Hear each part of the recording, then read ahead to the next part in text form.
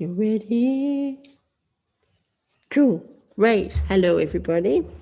Welcome to Reciting Institute. Welcome to the Days of Miracles. And we're going to recite the Golden Light Sutra today. And if you tuned in the other day when I recited the Vajrakata Sutra, we're going to go a little bit faster than that. So I'm going to try and go about as fast as the monk at Nalanda went. I'm sorry, I can't remember the Venerable's name. So yes, we're going to recite the Golden Light Sutra. So we're just going to start with a motivation and some prayers from the Appendix C and the Sangata Sutra booklet on page 116. And so Lama Zopa Rinpoche has outlined the following extensive practice, which can be done when either reciting or reading sutras. So we'll take refuge. So I'm Tenzin Palyon, and I'm here at Reciting Institute. So we're if you're joining us on Zoom, welcome, and if you're watching on YouTube, welcome as well. Thank you for joining us. I go for refuge until I'm enlightened to the Buddha, the Dharma, and the Supreme Assembly. By my practice of giving and other perfections, may I become a Buddha to benefit all sentient beings. I go for refuge until I'm enlightened to the Buddha, the Dharma, and the Supreme Assembly.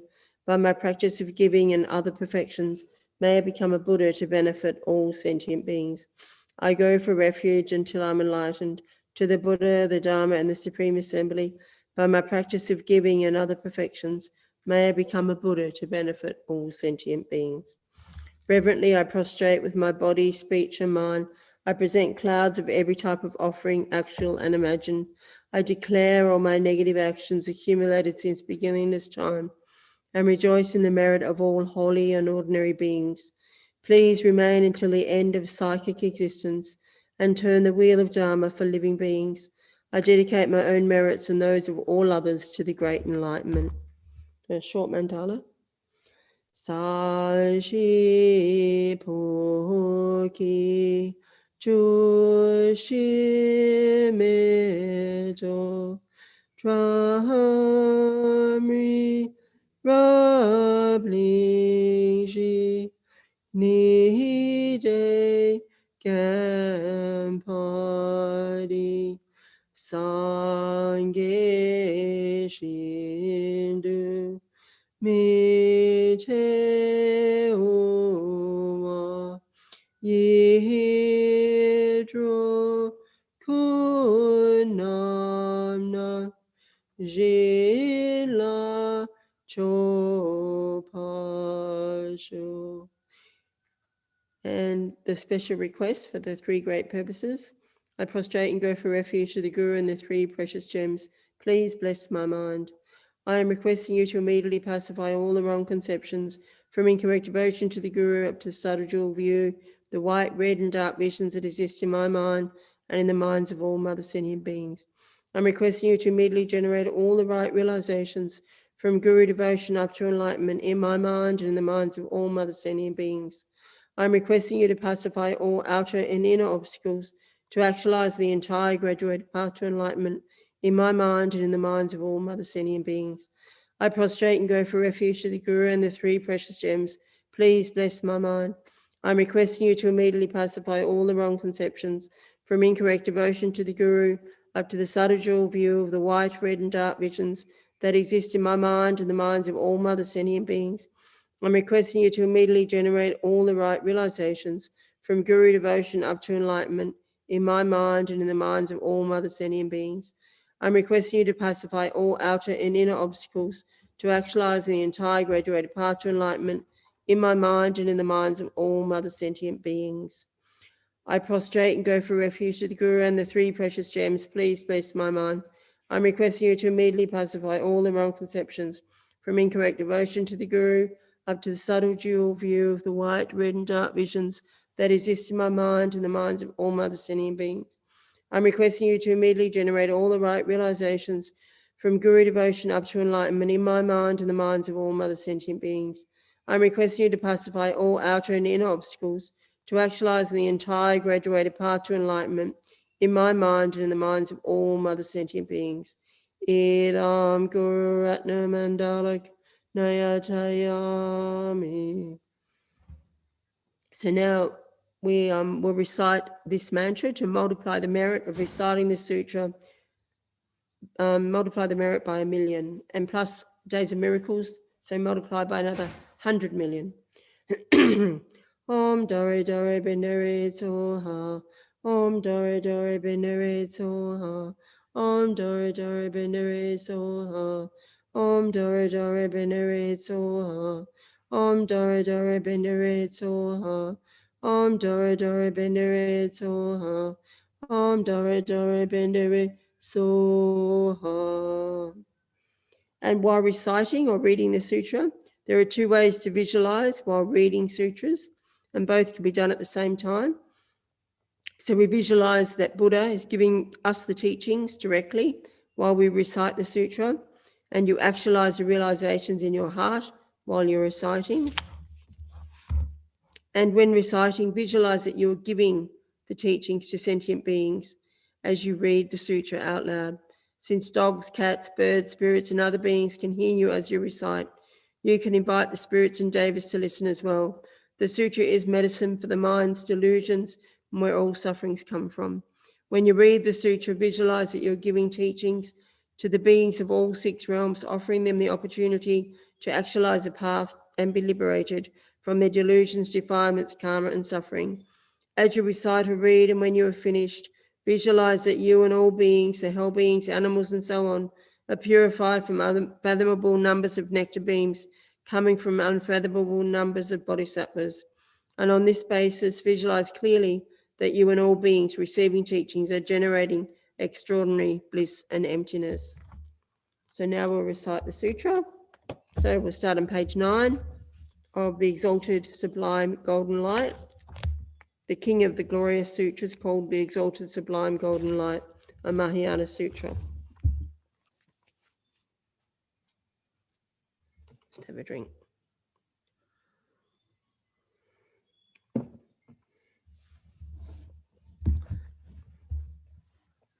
Homage to all the past, future, and present Buddhas, Bodhisattvas, Pradika Buddhas, and Trovikas. Thus I've heard at one time Tathagata entering Buddha's domain of experience in the profound sphere of reality. At Vulture's Peak, expounded to the Supreme Bodhisattvas, who were pure and stainless, the King of Glory Sutras, a sublime golden light, which is extremely profound upon hearing and profound upon examination. The Buddhas in the 4 directions confer their blessings from Akshobhya in the east, Ratnaketu in the south, Amitabha in the west, and Dundasabara in the north. In order to extinguish all unwholesome deeds, I will proclaim this auspicious sublime discourse that exhausts all need of karma, grants all peace and happiness, completely eliminates suffering, which is adorned with all that is glorious and the foundation of omniscience. Granting blessings, this I shall explain. Sentient beings whose sense are defective, whose life expectancies has ended or is fading, whom the gods have turned against, who are burdened by misfortune, hated by their loved ones, or oppressed as household servants, in conflict with one another, afflicted with decline of material wealth, grief-stricken and miserable, ridden with fear and stricken by poverty, troubled by stars, planetary bodies, and fierce demonic spirits, or who see excruciating nightmares, following grief and fatigue, they should bathe well and render themselves clean, and listen to the sublime sutra. Should those with virtuous intent and pure mind adorn themselves well in clean garments, then listen to this sutra on the profound, the domain of Buddha's experience. Through the awe-inspiring power of this sutra, the suffering of all creatures, the lights of which cannot be endured, will be forever pacified. Protection will be offered to them by the guardians of the world, and their ministers are army chiefs, tens of thousands of millions of yakshas, the great goddess Saraswati, and the goddess who dwells in the Naranjana, by Hariti, mother of Buddhas, the earth goddess Drida, and the Brahmin kings, the kings of the 33 powerful kings of serpents, kings of Kinaras, and kings of Asuras, likewise the king of Garudas. They with their clans and might will arrive along with their mounts and unfailing day and night, offer protection to beings. I will clearly expound this sutra on the profound, the domain of Buddha's experience. The secret of all Buddha is difficult to find in 10 of millions of eons. Those who hear this sutra, those who cause others to hear it, and those who rejoice upon hearing and make offerings to it for 10 of millions of eons shall be venerated by gods and nagas, humans and Kinaras, asuras and yakshas. For beings without merit, the store of their merit will grow into a limitless, incalculable, inconceivable mass. Fiercely they will be protected by Buddhas in the 10 directions, likewise also by bodhisattvas engaged in the profound. Clad in clean garments, wearing well-perfumed clothes, possessing mind firm with love, without distraction, one should honor this sutra, render the mind spotless, put forth effort to make it expansive, intensely clear, and listen to the Sublime Sutra. Those who listen to this sutra will be acclaimed among humans and attain an excellent human existence, live a life of comfort. Those into whose ears this sublime discourse is echoed will have merit roots refined. Numerous Buddhas will extol them. This ends the first chapter, the chapter on the preamble of the King of Glory Sutra, Sublime Golden Light. Chapter 2, the chapter on the span of the Tathagata's life. Furthermore, at that time, during the period in the great city of Rajguru, there dwelt the Bodhisattva with great being Recitic, who had venerated previous Buddhas, cultivated roots of virtues, and rendered service to many hundreds of thousands and millions of Buddhas. He thought to himself, what cause and what condition will cause the Lord Shakyamuni to live for only 80 years? That is such a short life. Furthermore, he thought, the Lord has himself declared, there are two causes or two conditions which prolong life. What are the two? They are, namely, renouncing, killing, and giving food wholly. As for Lord Shakyamuni, he renounced killing for many incalculable hundreds of thousands of millions of eons. He perfectly adhered to the path of the 10 virtuous actions. He gave away food and external and internal objects completely. Not only that, he satisfied hungry beings with the flesh of blood, bones, and marrow of his own body. Then, while this sublime sutra being entertained such thoughts with regard to the Tathagata, his house transformed into a vast, expansive palace made of lapis lazuli, embellished with numerous divine jewels, the colour transformed by the Tathagata, filled with perfume surpassing those of the gods. In the four directions emerged 4 thrones made of divine jewels. These thrones came to be covered with mats of divine jewels of fine cotton raiment, and on those thrones appeared divine lotuses adorned with numerous jewels, their colour transformed by the Tathagata. From those lotuses arose 4 transcendent victor Buddhas, and in the east appeared Tathagata Rishabhi, in the south appeared Tathagata Ketnu, in the west appeared Tathagata Amitayas, and in the north appeared Tathagata Dundasavara. And then those Tathagatas appeared on those lion thrones. The great city of Rajguru was filled up with bright light. That light pervaded all 1,000 great thousand world systems in the 10 directions of world systems, as many as the grains of sand, the Ganges River. In addition, divine flowers rained down, and divine music resounded. Through the power of the Buddha, all sentient beings in the 1,000 great thousand worlds too became possessed of joy of the gods. Beings whose senses were incomplete became possessed of complete senses. Beings blind from birth saw forms with the eyes. Deaf beings heard sounds with the ears. Insane beings regained their sanity. Distracted beings became focused. Naked beings became clothed in garments. Hungry beings became full-bellied. Thirsty beings were quenched. Beings afflicted with illness became free of disease. Beings whose bodily organs were defective became possessed of complete organs. Many astounding events took place in the world. Upon seeing those Buddhas, the Bodhisattva Chiriketa was greatly astounded. He was satiated, pleased, joyful, and delighted, feeling happy and ecstatic. With hands folded in the direction of the Tathagatas, he bowed in homage, remembering those Tathagatas, and then reflecting on the qualities of Tathagata Shakyamuni Buddha. He was vexed with misgiving about the lifespan of Tathagata Shakyamuni Buddha. He wondered, how is it that the Lord Shakyamuni will live a brief life of only 80 years? Those Tathagatas, while knowing and realizing his thoughts, spoke to him thus: O child of noble family, do not think the Lord Shakyamuni will have such a short lifespan. Why? Because, O child of the noble family, except for the perfectly and fully enlightened conqueror Tathagatas, we do not see among the world of gods, Maras, or Brahmins, among ascetics and Brahmins, gods and humans or asuras, anyone who could perceive the furthest future reaches of the lifespan of Tathagata Lord Shakyamuni. As soon as the Tathagatas expressed this observation, the lifespan Tathagata Shakyamuni Buddha, then by the power of the Tathagata, the gods residing in the Dalaran form realms, including Nagas, Yakshas, Gandharvas, Asuras, Gurus, Kanaras, Maharajas, as well as numerous hundreds of thousands and millions of bodhisattvas, gathered and went to the house of the Bodhisattva Chiriketu, and then those Tathagatas proclaimed the verse explanation of the lifespan of Tathagata Shakyamuni to the entire gathering. The drops of water in all the oceans can be measured, but no one can measure the lifespan of Shakyamuni. To the finest particle, the atoms of Mount Samara can be gauged, but no one can gauge the lifespan of Shakyamuni. The number of finest particles existing on this earth can be measured, but not the span of the conqueror's life. Although there's some device one may wish to measure space, no one can measure the lifespan of Shakyamuni. The number cannot be found that explains the fully enlightened Buddha lives this long, this many eons in eons terms, such as 100 million eons. There are two causes or two conditions for renouncing deadly violence and repeatedly giving plentiful food. The finite count of the lifespan of this great being that explains he will live this many eons cannot be found. The eons indeed incountable. Hence, I have no doubt, not even the slightest doubt, the finite limit of the conqueror's life is not observed anywhere. Then at that time, in that assembly, the Brahmin teacher expounded called Kaudinya, along with numerous thousands of Brahmins, venerated the Tathagata. On hearing the voice of those great Tathagatas completely gone beyond sorrow, they gathered in that place at once, bowing at the feet of the Tathagata. The Brahmin teacher and expounded Kaudinya said to the Tathagata, if the Lord Transcendent Victor is merciful to all living beings, compassionate, desirous of serving, and parent to all, equal to the unequaled, illuminating like the moon, wisdom and knowledge glowing like the sun. If you look upon all beings as upon your son, your Rahula, then please give me some guidance. Then the Tathagata remained silent. Then through the power of the Tathagata and that assembly, confidence grew in a Chava youth called Sarvalokapraya Dashana. And he spoke thus to the Brahma teacher and expanded Kundiniya. Why do you seek guidance, great Brahman, from the Buddha? I will give you the guidance you seek. The Brahmin said, for the sake of honouring the Buddha, the Chava youth, and for the sake of receiving a share of a relic power, I wish to have a relic of Buddha the size of a mustard seed. It is said that if one honours a relic the size of a mustard seed, one attains lordship over the gods of the 33. Listen, O Chava youth, to the King of Glory, Sutra Sublime Golden Light, which has features and qualities such as being difficult for all Shravakas and Pradika Buddhists to know and to comprehend. O Chava youth, the Sutra of Sublime Golden Light is in this way difficult to know and difficult to comprehend. Hence, we Brahmins of remote areas wish to have a relic the size of a mustard seed, which when held either placed in a bowl or kept on the body causes living beings to attain lordship over the gods of the 33. Why wouldn't you, O Chava youth, wish to receive a relic the size of a mustard seed from a Tathagata and keep it in an urn so that living beings may attain lordship over the gods of the 33? O Chava youth, I seek such a boon. Then Sarvalayaka Pratashana, the Lachava youth, replied in verse to the Brahma teacher and expounded Kundiniya. When white lilies grow in the Ganges swift currents, when crows become red and cuckoos turn the colour of conch, when palm fruit grows on the rose apple tree and on the date palm mangoes form, at that time a relic the size of a mustard seed will appear. When from tortoise hair cloth shieldings winter's bite can be woven well, then there will be a relic. When from the legs of gnats multi-storied towers can be well built, solidly firm and never shaking, then there will be a relic. When all leeches grow white teeth sharp and big, then there will be a relic. When from the horns of rabbits ladders can be built well, in order to climb high, then there'll be a relic.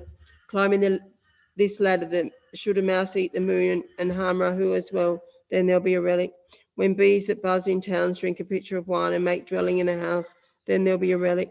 When donkeys become happy while bursting, singing and dancing, their lips ruddy like the bimba fruit, then there'll be a relic. When owls and crows flock to solitude, frolic together and become friendly, then there'll be a relic. When the leaves of the palasha tree become an umbrella made of 3 jewels, that keeps off the rain, then there'll be a relic. When large ocean vessels fitted with turning devices and sails float and set sail on land, then there'll be a relic. When owls move freely, lifting the Gandhana mountain in their beaks, then there'll be a relic. After hearing these verses, the Brahma teacher and expanded Kundiniya replied to Sarvaloka Pradashana, the Lachava youth. Excellent, excellent, supreme youth, the son of Buddha, great orator, heroic and skillful in means, you have received the sublime prophecy. Listen to me, O youth, concerning the inconceivable greatness of the Tathagata, the protector and savior of the world. The realm of the Buddha is inconceivable, and the Tathagatas are peerless. All Buddhas are ever serene, all Buddhas perfectly emerge. All Buddhas are the same hue, this is the suchness of the Buddhas.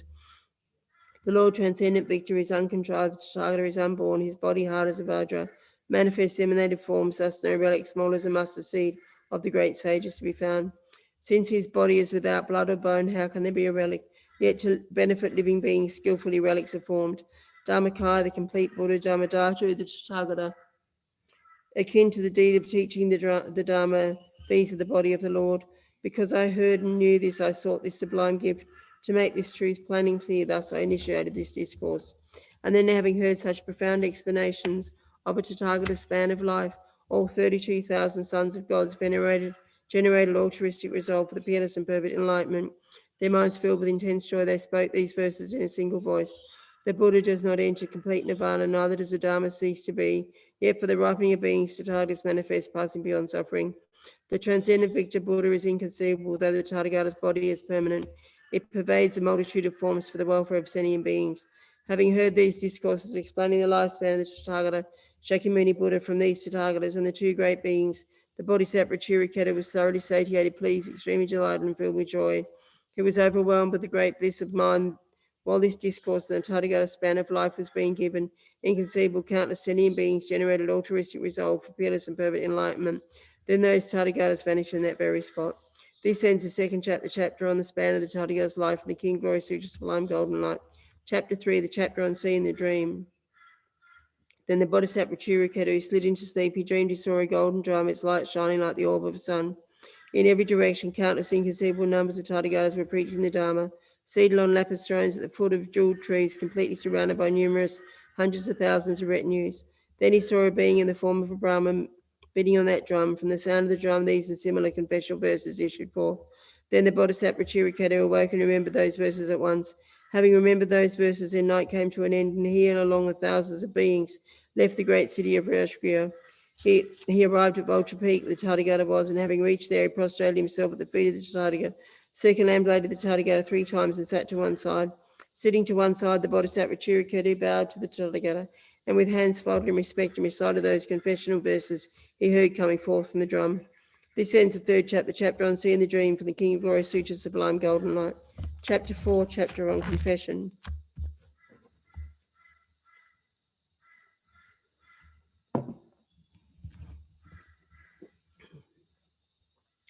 One night, without distraction, I dreamed a vivid dream. I saw a large and beautiful drum filling the world with golden light and glowing like the sun. Beaming brightly to all places, it was seen from 10 directions. Everywhere Buddhists were seated on thrones of precious lapis, at the foot of jeweled trees facing assemblies of many hundreds of thousands. I saw a form like that of a Brahmin fiercely beat upon the drum, and when he struck it, these verses issued forth. By the sound of this majestic drum of golden light, may the suffering of the lower migration, Yama, and the poverty of the 3 realms of a 1,000,000 world cease to be.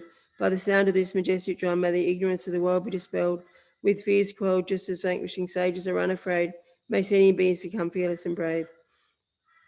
Just as the omniscient vanquishing sage in the world is possessed of every excellence of the Aryas, may countless beings too possess oceans of qualities, concentration, and the wings of enlightenment. By the sound of this majestic drum, may all beings be endowed with the melody of Brahma. May they touch the sublime enlightenment of Buddhas. May they turn the virtuous wheel of Dharma.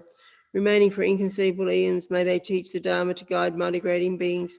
Conquering delusion, overcoming affliction, may their attachment, hatred, and ignorance be pacified. May sentient beings who have fallen to lower migrations, whose bodies of bone are alight with blazing flame, hear the speech of this majestic drum. May the proclamation, homage to the Tathagata, be heard. In the course of hundreds of births and tens of thousands and millions of births, may every being remember their former lives, hear these teachings completely, and always recall the vanquishing sages. By the sound of this majestic drum, may beings always find the company of Buddhas, thoroughly renouncing every harmful act. May they engage in only virtuous deeds. For human gods and all creatures, whatever thoughts and wishes they have, may their every wish be totally fulfilled by the sound of this majestic drum. For beings born in the most terrible hells, bodies alight with blazing flame, who wander without aim, bereft of refuge, filled with grief, may tormenting fires utterly end. For those who bear the suffering of humans, for hell beings, animals, and hungry ghosts, may every suffering be completely dispelled by the sound of this majestic drum. For those who are without refuge, without base, support, or friend, may I become their supreme refuge, their base, support, and friend. Supreme among bipeds, O Buddhas dwelling in worlds of 10 directions with merciful, compassionate mind, please pay attention to me. O Buddhas possessed of the 10 powers, those terrible, wicked acts I have committed in the past before your eyes, I confess them all.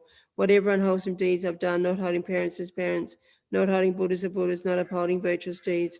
Whatever unwholesome deeds I've done, haughty with the vanity of wealth, haughty with age and youthfulness, haughty with pride and affluence of class. Whatever unwholesome deeds I've done through harmful thoughts, harmful words, and thought of harm as harmless, and harmful actions done. Whatever unwholesome deeds I've done, acting with the mind of a child and a mind dark with ignorance, or under the sway of a non-virtuous friend. Greatly charged with emotion, discontent with wealth, afflicted with depression and malaise, or under the impulse of frivolous play. Whatever unwholesome deeds I've done through mixing with vile characters of non-Aryas, through jealousy and miserliness, and through poverty and guile. Whatever unwholesome deeds I've done when poverty came to me, fearing false and desirable, and stricken with dearth of material goods. Whatever unwholesome deeds I've done under the power of a flighty mind, ruled by desire and hatred, or oppressed by hunger and thirst. Whatever unwholesome deeds I've done when oppressed by affliction, for the sake of pursuing women or acquiring food, drink, and attire, through misdeeds of body, speech, and mind, I have amassed 3-fold wrong acts. In these 3 ways, whatever I've done, these deeds I confess in full. Whatever I've done, disrespecting Buddhas, the Dharma, and Shravakas too, these deeds I confess in full. Actions I've done, lacking respect to Pradika Buddhas, as well as to Bodhisattvas, these deeds I confess in full. Disrespect I've shown to those who preach Dharma, likewise contempt of the Dharma itself, these deeds I confess in full. Continually unaware of its benefit, I reject the sublime Dharma, have shown unwitting insolence to parents, these deeds I confess in full. Childish and veiled by the stupidity, blinded with desire and hatred, ignorance and arrogance and pride, these deeds I confess in full. Honouring those who possess 10 powers, I shall worship those dwelling in all directions. I shall deliver sentient beings inhabiting every realm from all suffering. I shall place uncountable beings upon the Bodhisattva's 10 grounds. Abiding in these 10 stages, may they all become Tathagatas. Until I am capable of freeing them all from countless ocean of sufferings, for 10 million years I shall strive for the sake of even one sentient being. To those sentient beings I shall reveal the Sutra called Sublime Golden Light, which rids run of every harmful misdeed and expounds upon the profound. Those who for 1,000 eons committed deadly unwholesome deeds by confessing them earnestly once, through this Sutra all will be purified. Swiftly and wholly consuming all karmic obstructions by making confession through sublime golden light, I shall abide on the 10 bodhisattva grounds, those minds of supreme precious jewels, that I may shine with Tathagata's marks and signs of free beings from the ocean of existence. Through Buddhas who are water of oceans, their inconceivable Tathagata qualities, akin to the ocean's profound depth, I shall evolve into an omniscient being. Becoming a Buddha, I should possess 10 powers, hundreds of thousands of concentrations, inconceivable magical mantra incantations, enlightenment, 7 wings of power, 5 powers, and 5 forces. O Buddhas who continue to look upon beings, I request you to gaze intently upon me. Your compassionate minds always overflowing, may you hold the remorseful always near. Due to countless sinful actions performed in hundreds of eons past, my mind is pierced and stricken with grief, wretchedness, sorrow, and fear. Solemnly feeling unwholesome deeds, I shall always keep my mind modest. Whatever I commit, the smallest action, I do not succumb to frivolous excitement. Since Buddhas are compassionate and to dispel the fright of all beings, I entrust them to hold the remorseful fast and free us from every fear. May the Tathagatas keep at bay my negative karma and emotion. May the Buddhas always bathe me with the water of their compassion. I confess all unwholesome deeds, whatever I've done in the past, whatever is done in the present, these deeds I confess in full. I shall not conceal or hide harmful actions I have done. In future times I shall refrain from deeds that render me full of shame. 3 actions of body, 4-fold of the voice, 3-fold of the mind, these deeds I confess in full. Actions I've done through body and speech, clearly impelled by the mind. Those 10-fold actions I accomplish, these deeds I confess in full. Renouncing the 10 unwholesome deeds and cultivating those 10 which are moral, I will come to abide on the 10 grounds and acquire the Buddha's 10 great powers. Every unwholesome deed I've done that leads to unwanted results in the presence of the Buddhas, these deeds I confess in full. In the wholesome virtuous deeds of all those dwelling in Jambavipa, those living in other worlds too, these deeds I rejoice. Likewise, whatever merit I've gathered through body, speech, and mind by the force of this virtue's ripening effect, may supreme enlightenment be attained. Deeds committed on samsara's precarious will, these actions are influenced by a childish mind. Approaching the presence of the peerless 10 powers, all these deeds I confess individually. Through feeble birth, feeble existence, feeble world, and feeble volatile mind, multitudes of physical actions, this massive evil deeds I confess in full. Wretched with delusion of the childish and foolish, wretched through association with non-virtuous friends, wretched with existence, wretched with ignorance, wretched with fatigue, wretched with time, and wretched in accomplishing virtue. I approach the incomparable conquerors and confess all negative deeds individually. I prostrate to the Buddha's oceans of virtue. Golden light Mount Sumeru, like going for a refuge, I bow my head in prostration to the golden conquerors. Their compassionate light dispels double mantle of darkness, the Buddha's sun's blazing glory, splendor, and renown. Golden in color, eyes fine as pure lapis, faultless lapis, they glow with the glitter of pure gold. Their exquisite and beautiful limbs are utterly flawless and perfectly formed. From pristine limbs, the Buddha's sun radiates shafts of golden light. Consumed by the flame of negative passion, sentient beings blaze like fire. They are refreshed and soothed by the moonlight light of Buddhas. 32 major marks render their senses exquisitely refined. Their awe-inspiring limbs are graced by 80 minor signs filled with merit and glory. Like splendid rays of spinning light, they orbit us on the sun and the darkness of the triple realms. Pure as lapis with an array of rich colour, exquisitely adorned by myriad webs of light. Your limbs resemble the crystal, silver, and crimson of dawn, like the sun, O sages, you are unchainingly glorious. For those fallen into the river of psychic existence, tossed amidst crushing waves of sorrow and death, may abundant, immense rays of the sun, that is the Tathagata, deplete the ocean of samsara, violent and cruel. With limbs shining brightly, the colour of gold, thou the wisdom's source, peerless among the 3 realms. Their limbs are adorned with intensely charming marks. I prostrate to the Buddhas whose bodies sparkle gold. Just as water in the ocean cannot be measured, just as dust on the earth is utterly without end, just as Mount Sumeru possesses matchless stone and the edge of space is infinitely unknown. Likewise, the virtues of the Buddhas are limitless. If sentient beings took the measure of their qualities and for countless eons reflected upon them, still the intent and their virtue could not be seen. If counted for eons, one may possibly know water droplets at hair ends, or particles of the earth's mountains, oceans, and rocks, but not the limit of the Buddha's virtue. May sentient beings evolved into such Buddha's grace with virtue, colour, fame, and renown, their bodies embellished with major marks of goodness and the sublime 80 minor signs. Through these virtuous actions, I shall soon become a Buddha on this earth. Preaching the doctrine that guides the world, I shall free any beings forever afflicted by suffering. I shall triumph over the Mara with his army and might. I shall turn the virtuous wheel of Dharma. Abiding for inconceivable eons, I shall satisfy sentient beings with the water of Dharma's nectar. Just as the conquerors of the past completed 6 perfections, these perfections I too shall fully achieve. My ignorance, hatred, and desire pacified, I shall conquer delusion and dispel pain. I shall always remember my former births, hundreds of existences, 10 millions of lives. Always recalling the vanquished sages, I shall listen to their teachers in full. Through these virtuous actions, I shall always find the company of Buddhas accomplishing virtue, source of every excellence. I shall thoroughly renounce unwholesome deeds. May the creatures of samsara's various realms be at peace without the misery of their worlds. May beings who lack sense faculties or hold defective ones be endowed with powers complete. For beings feeble in body, afflicted with disease, and in all 10 directions devoid of defence, may they swiftly be free of their ailments, obtain perfect sense of strength and good health, and for those imperiled by threats and death from kings and thugs, tormented by hundreds of afflictions, may these beings, wretched, weak with sorrow, be free from hundreds of horrific fears. For those who are tortured, bound and beaten, distressed by passion or captured by delusion, may these beings, fearful, faced with sorrow, be freed from the shackles of bondage. May those who are beaten find freedom from beating. May those facing murder be endowed with life. May those who are feeble be without fear. May beings tortured by hunger, craving, and thirst immediately find wealth, food, and drink. May the blind see an abundance of forms, the deaf hear captivating sounds. May the naked find plentiful attire, and the poor find mines of treasure. Through wealth of riches, grain, and jewels, may the beings be endowed with serenity and joy. May no being face the pain of affliction.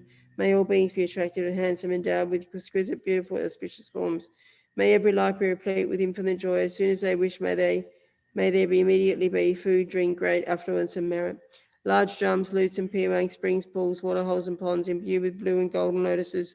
Likewise, may they receive at once food, drink, clothing, and wealth, gems like lapis, golden ornaments, pearls, and jewels. May no sound of woe be heard anywhere in the world, and not one being in poor health be seen. Instead, may beings have great complexion in each other's radiance, may they mutually shine. Whatever forms of excellence are around the human world, and whatever wish will, may they come to be. May the moment they arise through the ripening of virtue, may the aspirations of seeing beings be fulfilled. May perfumed incense, garlands, and ointments, clothing, powder, and abundant foods rain down from the trees 3 times. Thus may sentient beings be filled with joy. May they venerate inconceivable Tathagatas in all 10 directions, completing Bodhisattva Shravikas, and likewise a flawless, pristine Dharma. May migrating beings avoid the lower realms. May they go beyond. May they go beyond the 8 unfortunate states. May they attain the 8 auspicious conditions. May meetings with Buddhas always be received. Always born in higher classes. May beings replete with wealth of grain and numerous eons. May they be endowed with great form, renown, complexion, and fame. May all women become like men, heroic, learned, lucid, and strong.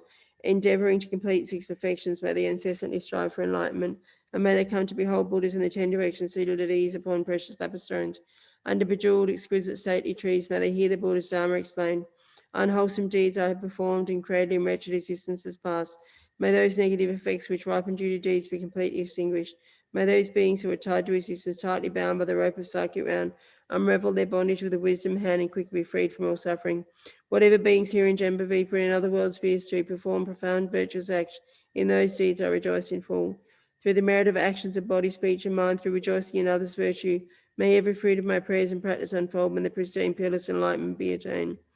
Those who recite this dedication, who prostrate and praise with unsoiled mind, always devout and free of stains, shall avoid terrible rebirth for 60 eons. By reciting these prayers in verses, men, women, Brahmins, and royals who praise the conquerors with folded hands will remember their births in every life. They shall receive bodies adorned with complete limbs and senses, myriad merits and virtue. The Lord of humans will honor them always, such will they be in each place of birth. Those into whose ears this confession enters have not performed virtue under just one Buddha, not 2, nor 4, nor 5, nor 10, nor in the presence of merely 1,000 Buddhas have they completed virtue. This ends the 4th chapter on Confession for the King of Glory Sutras, the Sublime Golden Light. Chapter 5, Source of Lotuses.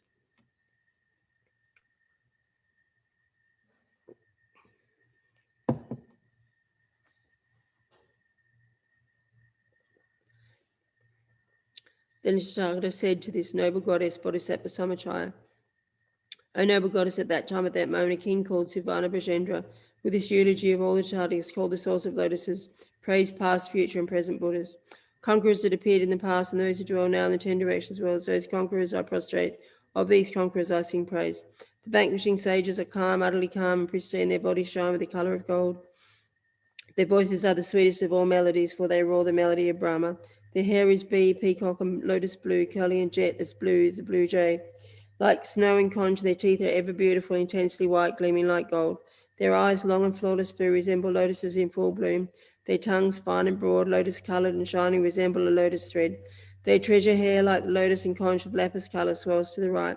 The eyes of Buddhas are slender in the waning moon, and the navel of their body shines like a bee. Their noses high and their lofty faces, soft and fine, their colour akin to divine gold. Always incessantly, the taste senses of conquerors are smooth, sublime, and outstanding. Supreme, a single hair emerges from their every pore and curls to the right. Their plaited hair, deep blue, lustrous and glistening, as blue as a peacock's beautiful neck. As soon as they are born, their bodies illuminate the triple realms and all 10 directions worlds. Limitless suffering is dispelled by this light, and sentient beings sustained by all happiness. In the realms of hell beings, animals, hungry ghosts, humans, and gods, all beings are endowed with peace and happiness. Migrating beings of the lower realms are calm. Of fine complexion, their bodies glow with the light of colour of refined gold. With the pure, spotless moon, their faces are scarred, smiling, and most beautiful and pristine. Their bodies and limbs are tender as a newborn child. Excellent heroic gait is that of a lion. Their long hands and very long arms are branches of the sala tree swung by the wind. Their full arm span, blazing light, issues rays like 1,000 suns, intensely bright. Flawless are the supreme forms of vanquishing sages who brightly illuminate limitless worlds. The brilliance of Buddhas pales and eclipses the light of numerous suns and full moons in limitless hundreds of thousands of worlds. The sun of the Buddhas is the light of the world, hundreds of thousands of Buddha suns. The light of Tathagata are beheld by beings in countless hundreds of thousands of worlds. Their forms possessed of 100,000 merits are fully adorned in every virtue. The arms of conquerors resemble the regal elephant's trunk, and the light of their hands is sweet and striking and bright. Equally in the dust of particles on the surface of the earth are past Buddhas numerous as grains of fine sand. Buddhas that come just equal to that in number, equal to are those abiding now. With speech, mind, and body pure, I offer flowers, incense, abundant praise. My mind overflowing with virtue, I prostrate to these conquerors. The qualities of conquerors are only virtue, the highest essence and raging wide. Had I 100 tongues and 1,000 eons, I could not express the qualities of Buddha. Since even with 1,000 tongues, conquerors' virtues are beyond all words, how with merely 100 tongues could all the qualities of conquerors be told? Should all the worlds, including realms of gods, become an ocean of water approaching Samsara's peak, and these waters may be gauged in hair-trip drops, not one virtue of Siddhartha's could be so measured. Through body, speech, and a lucid mind, I have sung this eulogy to all conquerors. Through the finest fruit of merit I have gathered, thus may sentient beings touch supreme enlightenment. Having praised the Buddhas in this way, the king made the following wish. In limitless eons in the future too, wherever I am reborn, may I see such a drum as in the dream, and from it hear such a confession. In every birth may I find a eulogy to conquerors equal to the source of lotuses. Buddha qualities limitless and peerless, hard to find in thousands of eons. I will hear these virtues in the dream. Upon waking, I shall expound them. I shall liberate all beings from the ocean of suffering. I shall complete the 6 perfections. When in this way I achieve peerless enlightenment, may my Buddha field not be loose and infirm. In an effective fruition of the offering the drum and the singing praise to all Buddhas, I should directly behold the Lord Shakyamuni, and then with my sons Kanaka, Bajendra, and Kanaka Prabha, may I receive the supreme prophecy. Along with my 2 children, the prediction of enlightenment be attained. For those beings who lack abode or support and are wretched or bereft of refuge, may I in future times become their refuge, protector, and guardian, so that I may end their suffering at its source and become a wellspring of virtue. In the future, I shall accomplish enlightening deeds for eons as many as those gone past. Through this confession, sublime golden light, may my ocean of misdeeds dry up, may the ocean of my karma be depleted, may the ocean of my delusions be exhausted, may the ocean of my merit be complete, may the ocean of my wisdom be perfectly pure and become an ocean of every virtue. May enlightenment's precious qualities be complete through the power of confession of sublime golden light. May the force of my merit brightly shine, may the light of the enlightenment be pristine. Through the sublime light of the stainless wisdom, may the light of my form glisten and cause the light of merit to gleam. Always endowed with virtue's power, may I be renowned in all 3 realms. So I may free beings from an ocean of suffering and offer peace and happiness as vast as the sea. For eons in future times, I shall always engage in enlightening deeds. However many Buddhas exist in 3 realms, just as their worlds are impeccably distinguished, Through the virtue of conquerors and limitless merit, may my Buddha feel be likewise so. This ends the 5th chapter, chapter called The Source of Lotuses, praising all the past, present, and future targets from the King Glorious Sutra Sublime Golden Light. Chapter 6, chapter on emptiness. Then at that time, Tathagata spoke these verses. In numerous other inconceivable sutras, I have expounded empty phenomena in detail. Here in this Supreme Sutra and phenomena, I will just briefly explain. As beings of slight intelligence, ignorant are capable of knowing all things. Hence, here in this Supreme Sublime Sutra, empty phenomena are briefly explained only in brief, so that all beings may certainly know, so they may be delivered from psychic existence through compassionate ways, wisdom, and methods and other means. I have expounded this Supreme Sublime Sutra. The body is like an empty village or house. Senses are like soldiers and thieves. Although they live in the same village, they are unaware of each other. The eye sense runs after forms. The ear sense indulges in sounds. The nose sense captures numerous smells. The tongue sense always hunts taste. The body sense pursues tactile sensations, and the mental sense grasps at phenomena. These 6 individual senses are each absorbed in their objects. The mind is capricious as an illusion, and the 6 senses thoroughly engrossed, like a man who runs to an empty village and resides there among soldiers and thieves. The mind dwells in the 6 objects and fully knows the objects of the senses. Therefore, the mind resides in 6 objects and fully knows the objects of sense engagement. Forms, sounds, and likewise smells, tastes, tactiles, and phenomena. The mind in motion like a bird in flight in all 6 enters the sense faculties. In whatever sense it abides, it lends that sense its knowing nature. The body, like a machine in an empty village, is without motion and completely without action. Lacking core essence, arises from conditions, arises from concepts that lacks inherent nature. Earth, water, fire, and wind abiding separately in different ways. Like deadly snakes in the same den are ever in conflict with each other. Of these 4 snakes of the elements, 2 move up and 2 move down, moving by twos in directions and subdirections. These snakes of the elements will surely perish. The earth snake and the water snake perish down below. The fire snake and the wind snake ascend to the space above. Due to actions done in the past, the mind and consciousness depart from their abodes. Gods, humans, and 3 lower migrators are born in existence according to deeds done. At death, when phlegm, wind, and bile have been exhausted, the body is filled with urine and foul matter. Not pleasant, it becomes a heap of worms discarded like wood at the charnel ground. Behold these things, O goddess, here beings, persons, and likewise phenomena are empty. Due to ignorance they arise. These great elements have no great origination, originating from the unoriginated, the lack of origination. Since that which originates does not originate, I've called them the great elements. They do not exist and do not ever exist. Due to ignorance they come into being. Ignorance itself does not exist, thus I've called it ignorance. Action, consciousness, name, and form are 6 sense sources. Contact, feeling, craving, grasping, existence to birth, aging, and death, sorrows, and afflictions. These comprise the 12 links of dependent origination. The inconceivable sufferings of psychic existence as they operate in the wheel of life have originated from the unoriginated, thus they are without origination. Free from discursive conceptual thought, cut the view of self-existence, sever the net of afflictions, brandish the sword of knowledge. Behold, the abode of aggregates is empty, and this way enlightenment shall be reached. I have opened the door to the city of nectar and thoroughly entered into its abode. I have utterly revealed the vessel of nectar, with its juice I have been filled. I have beaten the sublime drum of Dharma, blown Dharma's supreme conch, rained with a sublime shower of Dharma, ignited Dharma's supreme torch. I conquered the potent enemy of the afflictions and hoisted the Dharma's victory banner high. I rescued beings from the ocean of existence and sealed the path of the lower realms. For being scorched by the fire of affliction with the support of cooperative forces, I soothed through burned by delusion's flame with the nectar juice satisfied such beings. For inconceivably many eons, I venerated inconceivable many Buddhas fervently, seeking Dhammakaya, resolute in my vows, I engaged in bodhisattva deeds. I gave my hands, eyes, and legs the supreme part, the head, beloved daughters and sons, crystals, gems, pearls, ornaments, and gold, lapis, and various jewels. A person might cut and chop on all that grows on this earth, bushes and trees, grasses and forests, in all the 1,000 worlds. If he ground them to powder and reduced them to dust, a mound reaching the end of space could be built and split in 3 ways. If knowledge of all the dust on earth, infinite units of 1,000 world spheres, was bestowed upon just one being, that being would be extremely superior. Possessed of exalted wisdom, he might count all those particles in that mound of dust, but the extent of the conqueror's knowledge cannot be known. Even in countless tens of millions of eons, the vitality of just a single moment of the conqueror's omniscient mind cannot be measured or gauged. This ends the 6th chapter on emptiness from a King Glorious Sutra Sublime Golden Light.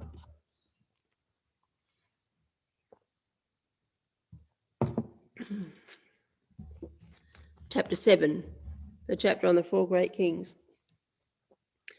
Then the great king Vajravana, the great king Jyotisha, the great king Viradak, and the great king Virupaksha rose from their seats with over one shoulder, knelt on their right knees, bowing in reverence the direction of the Tathagata. They spoke, Venerable, transcendent Vita, the clean, glorious Sutra, sublime golden eyes, proclaimed by all Tathagatas, discerned by all Tathagatas, considered by all Tathagatas, upheld by the entire assembly of bodhisattvas, honored by the entire community of gods, worshipped by the entire community of gods, praised by all the kings of gods, and is venerated, praised, and revered by the world protectors.